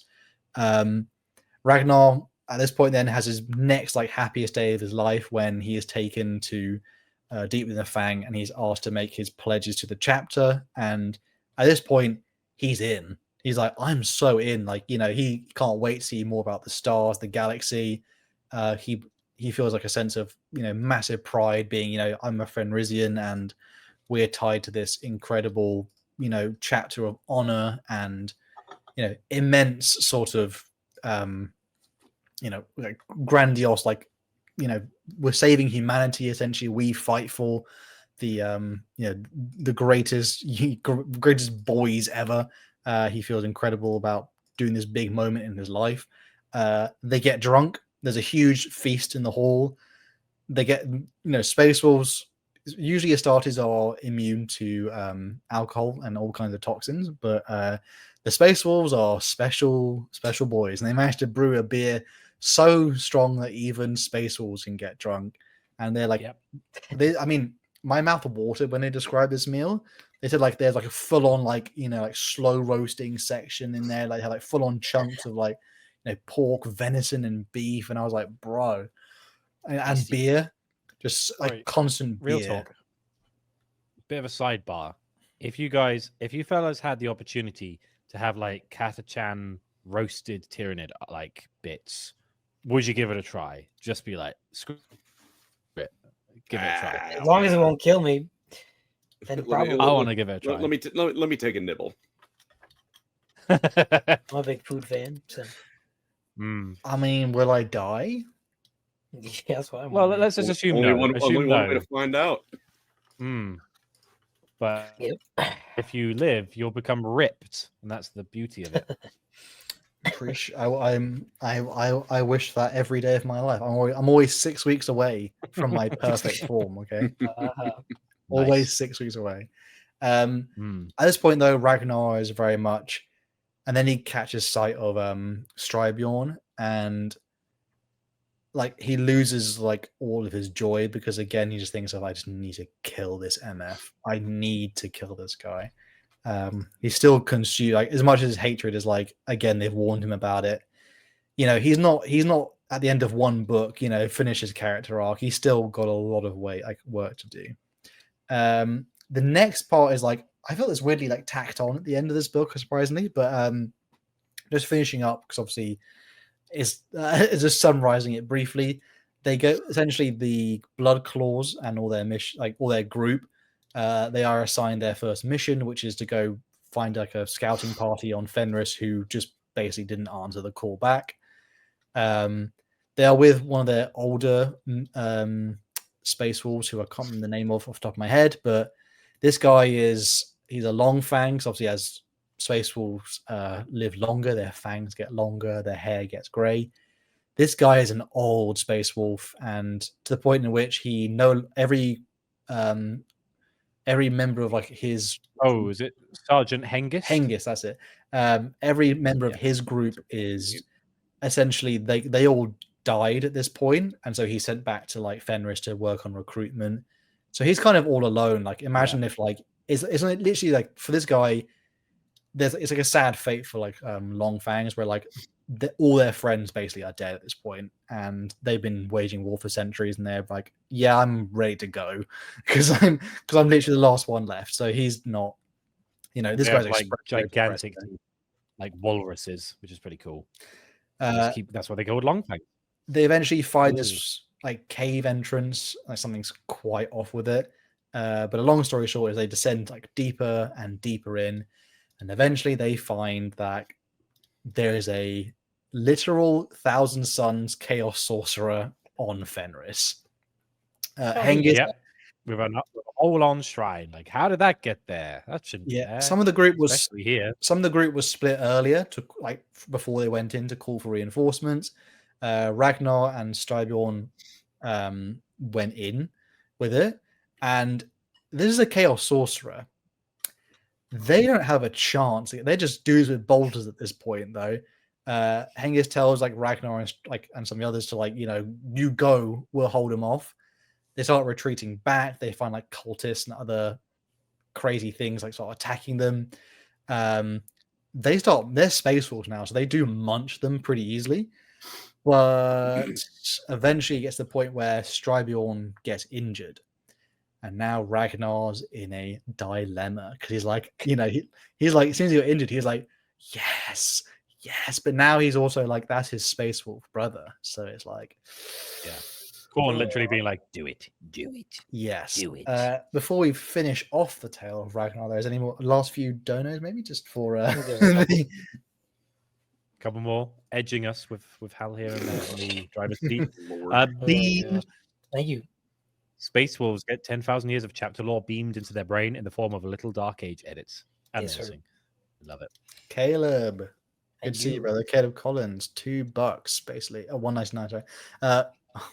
Ooh woo, Colin is worse than a furry. He reads AO3. Wow. Not a fan of any of those words. Have you considered dying? Another awoo. Another awoo. God. One thing later. Crazy. We started a trend. It's just for Colin. Sure. Yeah, probably. Well, it is. I don't. Pancreas Sicilius Clown. Thank you for the $5 and the name. Ooh, fellas, can I say I hate the hypno indoctrination? Seems like an excuse to write bad Marine characters. You know, I read the word hypno indoctrination. Yeah, you thought something else. That went to better places than I thought it would. Fair enough. I mean, they do that with like every Space Marine chapter, one way or another. Every Space Marine gets like, hey, this is why you should hate chaos. It goes straight in the brain. Kind of just also, I mean, default Imperium. Like there's a little bit of indoctrination at every level of society. And let's be honest, right? I've seen the recent news about kids with like iPads at school, not like learning, using AI to write their like essays. If we had that tech right now, every school in the world would be like, right, beam the info directly into their brain. We need more accountants. We need more builders. We need just give them the info, get them on the workforce. Go on. We'd be doing that. In this novel, though, this is 20 years old, this novel. So I imagine this is one of the first ones that actually mentioned that was a thing. Yeah. So they I think they get away with that. I think there's one more donation there, Andy. Is that from Caleb Collins? Thank you for the $2. Who's talks fave VTubers? Sorry, Kook Uwu forever. Wow. You're killing us with this, man. I do not have a favorite VTuber. I guess it would be Pega, because she's the only one I know. That's a name, isn't it? Yeah, that's an actor, I believe. Oh, I see. Is it? I think it's like a singer avatar.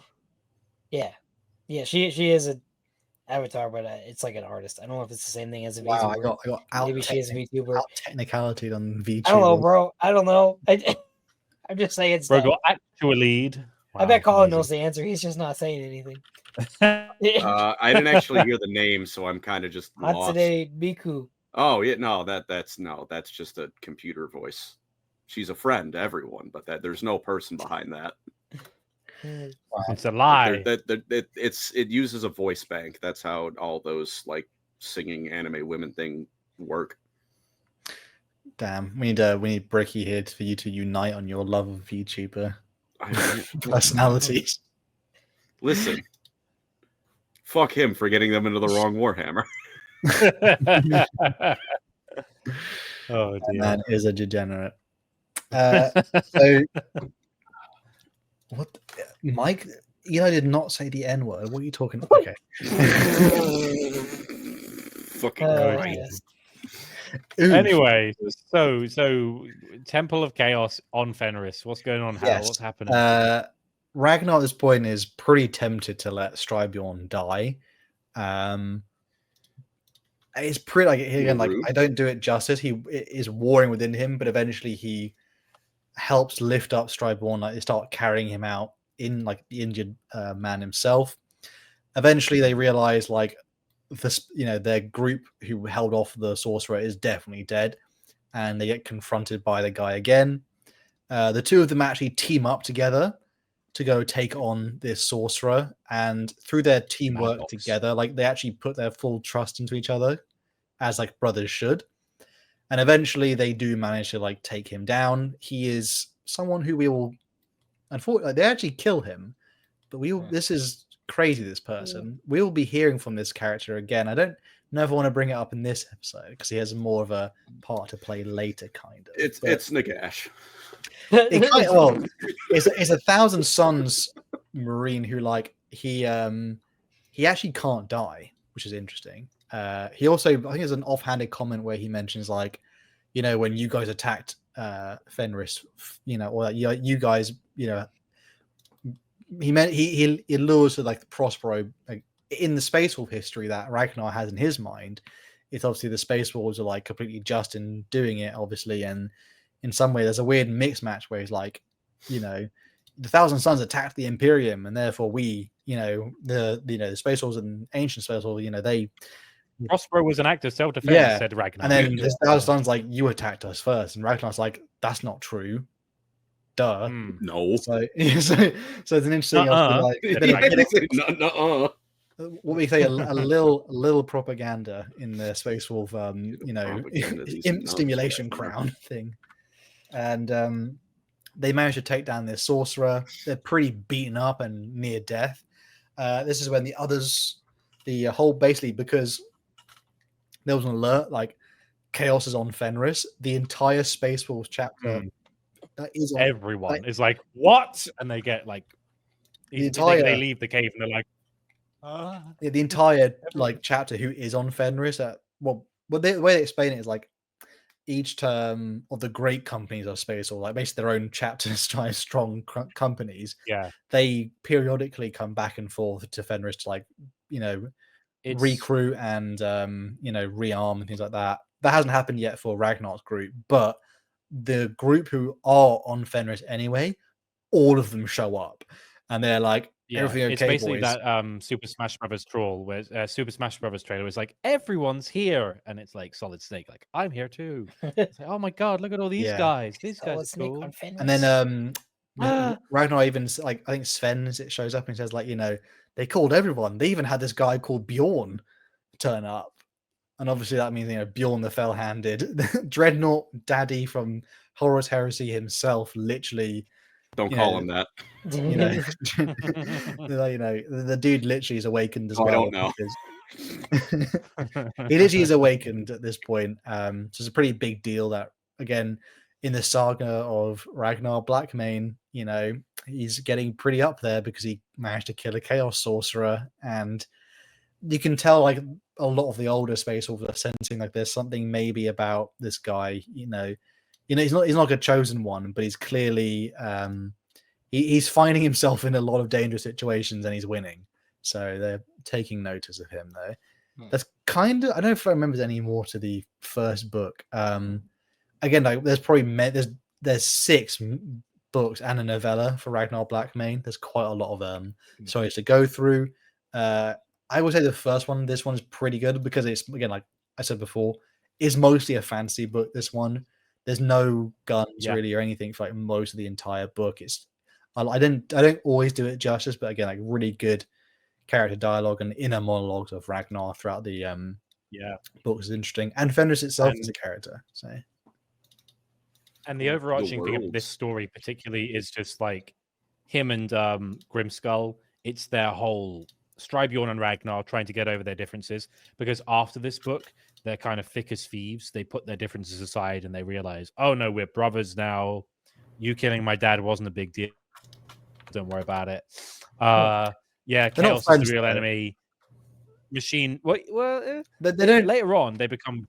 They're not friends, but they are comrades. Yeah, they become like normal Space Marine brothers. But Ragnar is not looming over him at the dead of night with a pillow anymore. They're just like, no, we get on well enough that I'm not going to try to snuff out the life of you. We can be chill because chaos is cringe, and we're united in how chaos is really cringe, and that's how they work. Because the robot machine teacher taught me that. Yeah, it's pretty. Again, Ragnar's still not perfect. At the end of this book, he doesn't hate Strybjorn anymore, but he doesn't like him. But he's willing to put aside what was the vengeance of like the mortal Ragnar or something for the fact of, there's a great danger and evil for the enemies of mankind. And that's kind of the end of book 1 there, though. I don't know if anyone had any previous thoughts. I know in terms of like Space Wolfy character, I know there's a lot of wolf stuff within the book, but it's not egregious, this book, luckily, other than like the wolfen part. It's interesting though, because like William King did 4 of the 6 books for Ragnar. He retired at that point, and he establishes a lot of cool. Yeah, but the only other book he did is for 40k at least, is an obscure rogue trader book where he sides with the Farseer of Ufwe and also chats with Eldrad. And I've not read it yet, but it's a one-off. And it's like, huh? And like that's the only other book he's done for 40k, and it's an old book. But it does a lot of good job of like world building, I would say. I know. I think also the Lord Solar Macarius thing that like is basically irrelevant to the setting now. No one, they're like the Alexander the Great copy. William King though does deliver a pretty good book. It's almost like the perfect intro to 40k in a way, I think, because it's. I honestly think this would be a good one for the TV series if they did it, because you wouldn't have to have proper big space marines. Yeah. You could have them in it briefly during the I love the idea of, for example, the bit where there's the fight going on between the Grimskulls and the Thunderfists, and there's a bit where a Grimskull tries to shoot attack one of the Thunderfists while he's not got his weapon, and you just see like the chaplain nod to one of the guys and kind of like the Astartes animation, just zoom, and then it's just like you just hear tread, and he just goes like backhand, turns him into red mist, and then he walks away because it's like, no, that's not a fair fight.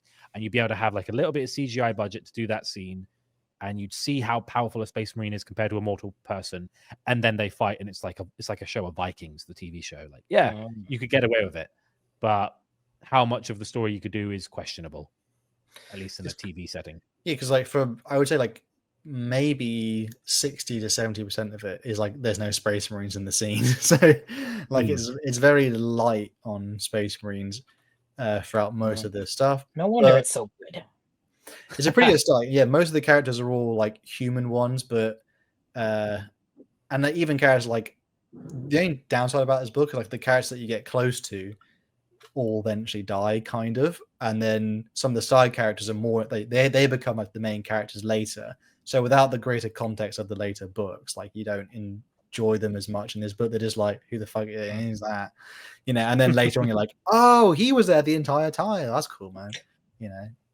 I think it's crazy that Sven is in so many of the books and he's such a fun character, but he doesn't have like after these books he never turns up again, and he's really cool. And there's another Space Wolf who's a Wolf Lord called Sven, and it's not the same Sven. I'm like, it's annoying. And he's the Wolf Lord of the character you're playing as in this footage. I'm like, that's not the right Sven. It's the wrong one.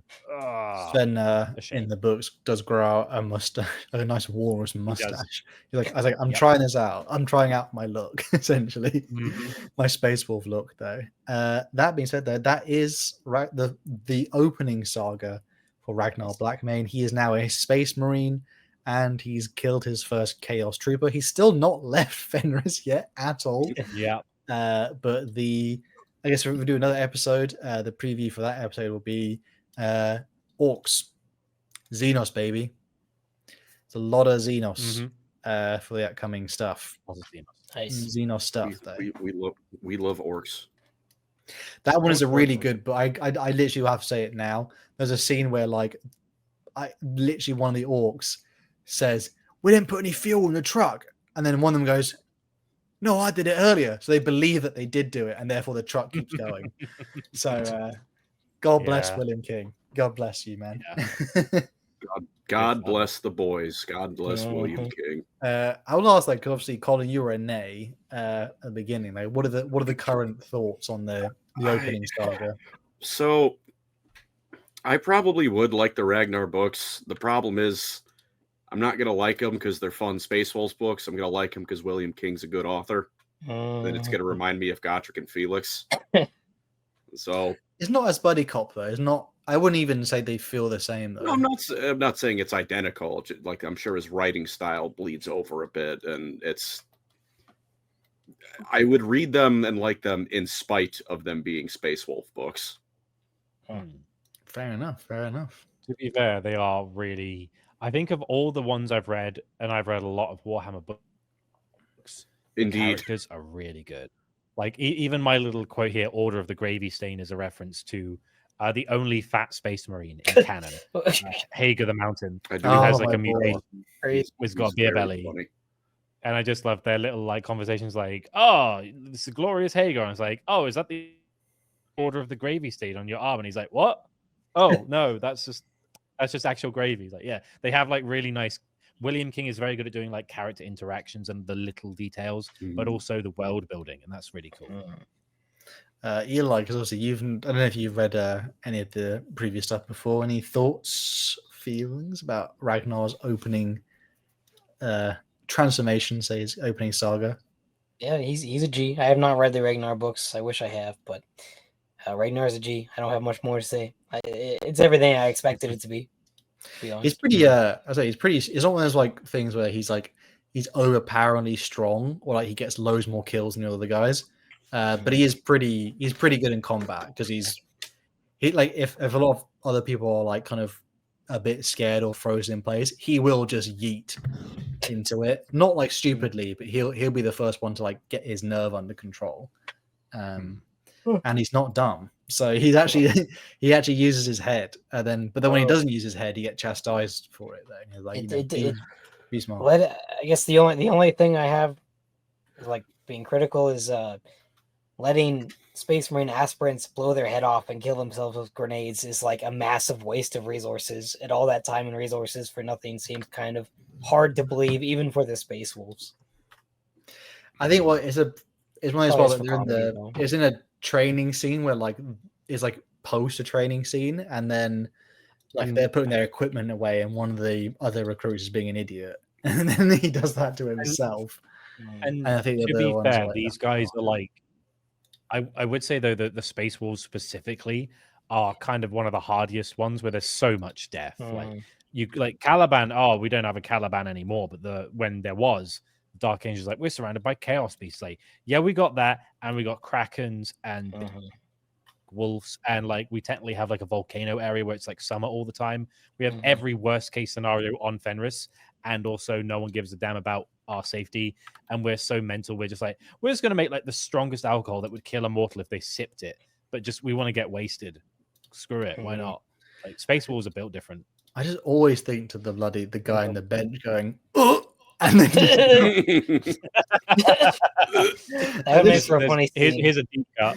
It's a deep cut from the first Fire Emblem game that came to the West. They had a Fire Emblem 7 trailer where it's like Game of Thrones style, nothing to do with the game, no gameplay, and there's just a bit where they're all in like a big cancer, it's like ha ha ha ha, and then one of them falls over dead. It's like, what happened to Dorcas? Put poison in his mutton. And it's the stupidest thing ever, and I love it. And it's that vibe of just, oh, someone died, lol.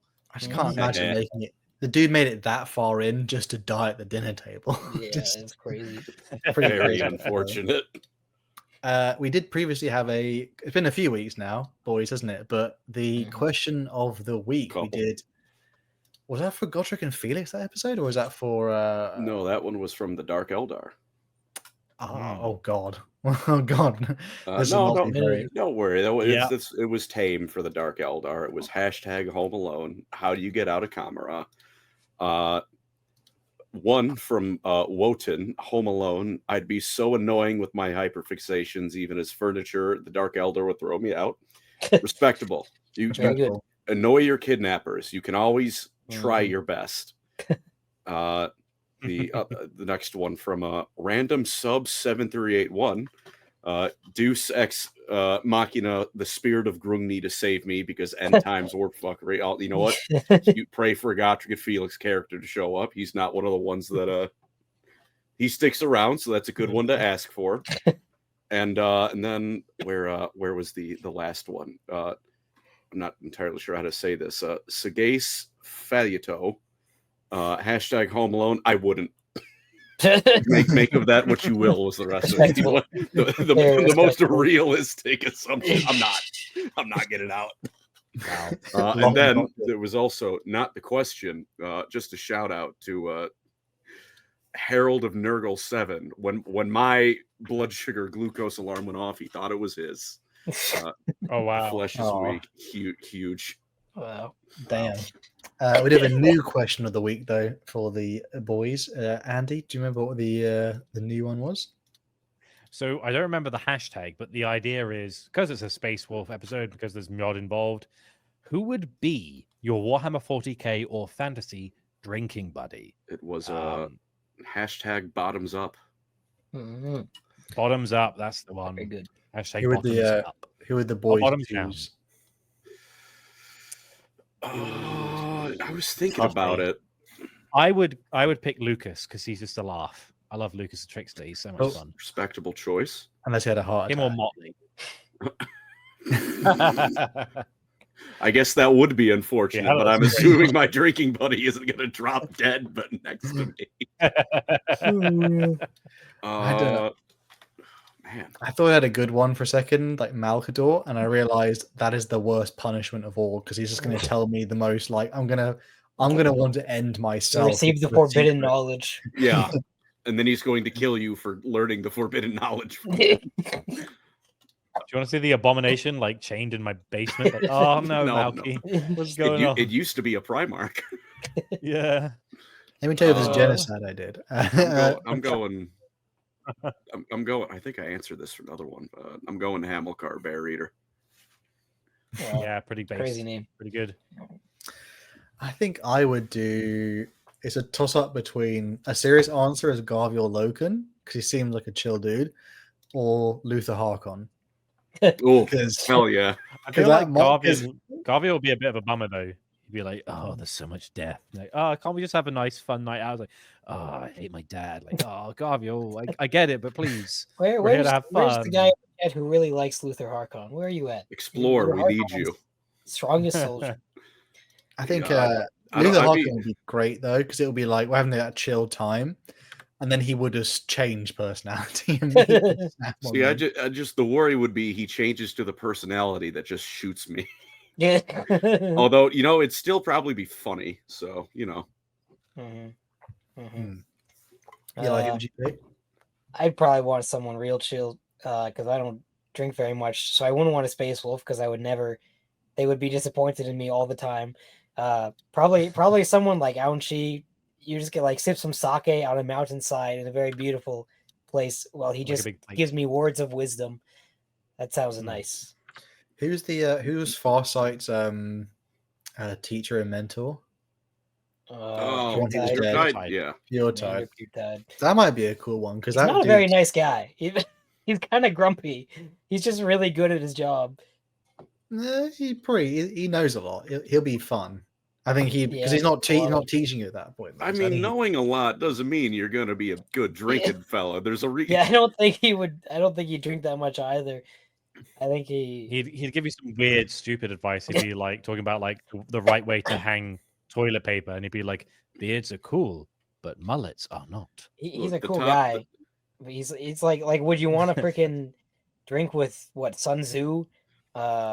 Better to shit in the sink than sink in the shit. Look, top three in descending order: Hamilcar, Snorri Nosebiter.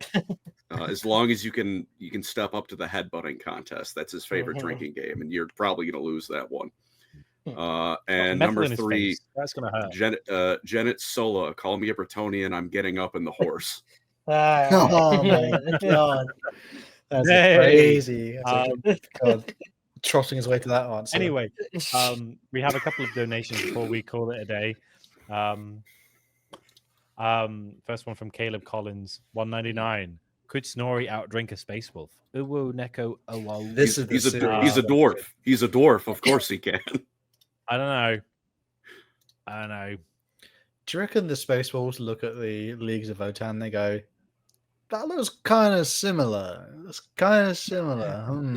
I'd wager they respect the alcoholism. What if a Leagues of a Votan or whatever he's called, a squat was born Fenris? Is basically the fancy dwarf. There are no squats on Fenris. Oh my god! Last one from Raw 666. Raw 666. Thank you for the $10.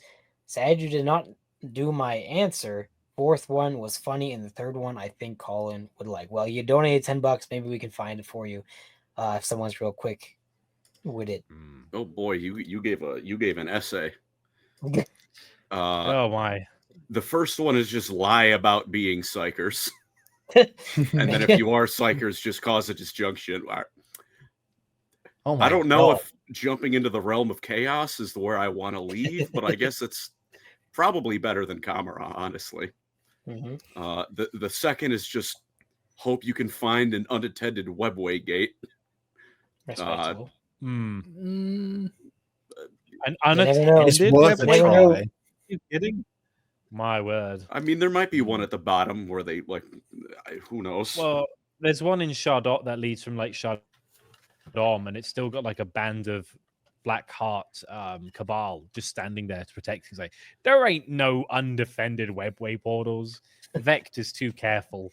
He's got like 10 blokes standing there with guns. Now, number 3, Colin, I feel like needs to be read out because that one is Duke Trev. I hate saying his first name. Duke Sliskus, or someone like him, like Vect. You are shooting for the goddamn moon with that one, but I respect it to gain freedom and escape.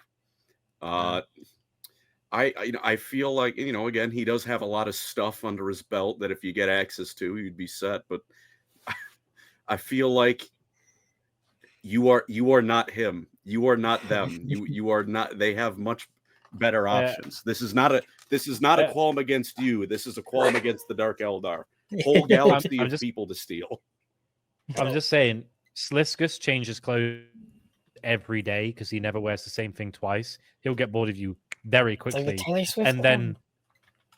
And Vect has possibly had a relationship with both Lady Malice and Lelith Hesperax, who are both witch cult sadists. You're not going to have a good time. I'm saying it. That's assuming even he says yes. You're not coming out of that in one piece. That's how you get turned into the furniture. He'll say yes. What did that mean? Yeah. You'll find out. That's what happens. And then the fourth one is out Drukari the Drukari. No, I'm sorry. No. You're not doing that. Nah. Not on this Christian channel. They told Father File, he's like, you're a bright young kid. You've got potential, young man. Damn. No. I think though, with that being said, there, unless we miss any other donors, I think that was all of the good lore. Hopefully, we'll do another Ragnar one because his books are pretty decent. We'll have to go back. There's 5 more books. Yeah, and lots of Space War stuff is important for the next year, especially to come. Wink, wink. Year of the Wolf, literally, not Year of Chaos. All right, Chaos Bros, step aside, Chaos Bros. The Wolf Chads are here. It's time for Wolves and Cathay, please. One more from Caleb Collins. Sorry, right before we go, for $2, thank you. Could Skaven out evil Drukari? Maybe. Yes. At least Drukari have a reason to do it, even though it's a dumb reason. I think they can just do it. I think they could. Drukari. Sorry, you go. No, you first, Andy. I want to hear what you. All I was going to say is that Drukari are driven solely out of self-preservation, but Skaven are the same, but they will eat each other. I feel like they would go further. They'd be like, "Oh, I don't care about other people." Like they'd be worse. Skaven don't have they'd be worse. Motivation to cause as much suffering there, and they don't have to worry about Slanesh. They don't do it for I think Skaven are more. I think Skaven are more evil, but I think the Drukari do more evil stuff. See, what I think would happen was they wouldn't out-evil each other. The Skaven would fail, but a chain reaction of something would just blow up half of Cameron. Is it like Skaven aren't? Oops. Skaven aren't intentionally evil. They're accidentally. No, evil. I think they're pretty intentionally evil. They don't do it. They don't do it because they want to be evil. They do it because they don't know any better. This is what we are. Like Drukari are like, no, we have to be evil to stop that thing eating us. Skaven like, never mind, I ate my mum. Like, wow. You did what? I ate my mum. Way. I was being born, it was a pain. Please. Oh wow. They don't normal, eat their mum. You feel free to look up how Skaven reproduction works. We don't need to talk about that right now. It's horrid. Exactly my point. It makes you feel like exactly my point. With that being said, though, hope everyone enjoyed this first episode of Ragnar Blackmane. Again, more cool stuff coming in the future. Maybe an interesting episode next week, particularly. No spoilers, though. Hopefully, we'll show you something. Possibly a cool guest. We'll see. Possibly. We love you all. That's not usually how I say this. Thank you guys for listening, for watching. Again, join the Discord. We have the merchandise. The new merchandise, Andy. New Boing merch. Check it out. Gob. And join the Discord. On the Discord. Could we show a picture of the new Boing Gob art for the people who for the crazy amount of people who are not in the Discord, which is yeah, join it right now. Do it, or we'll kill you. you. A weary Eli. Let me just see if I can go. You'll die. I don't think we could legally say that. So this is the new design. We got Boing. Yes. So you got moi. I'm holding on to the back. You got Eli. You got Colin on the helm, and you got Hal, and you got a big I'm like a Pokemon. I am trying to eat the thing, and that's our new design. I quite like the terrified look. Yes, it's the bags under the eyes that do it to me. You know? If you guys want this stuff, you know where to get it. You know, so that we hope you guys will get more cool stuff like this. Praise be to Boing. Megatron. We don't have the Sun merch. I just all hail Megatron. Praise be to Boing Gob, who tried his best to devour the light, and the light devoured him. He'll succeed. Yet. He'll come back. He died for our sins. He tried to eat the barbecue and became the barbecue. He's great. That being said, though, catch you guys all on the next episode. Peace. Bye-bye. Bye. Love you all.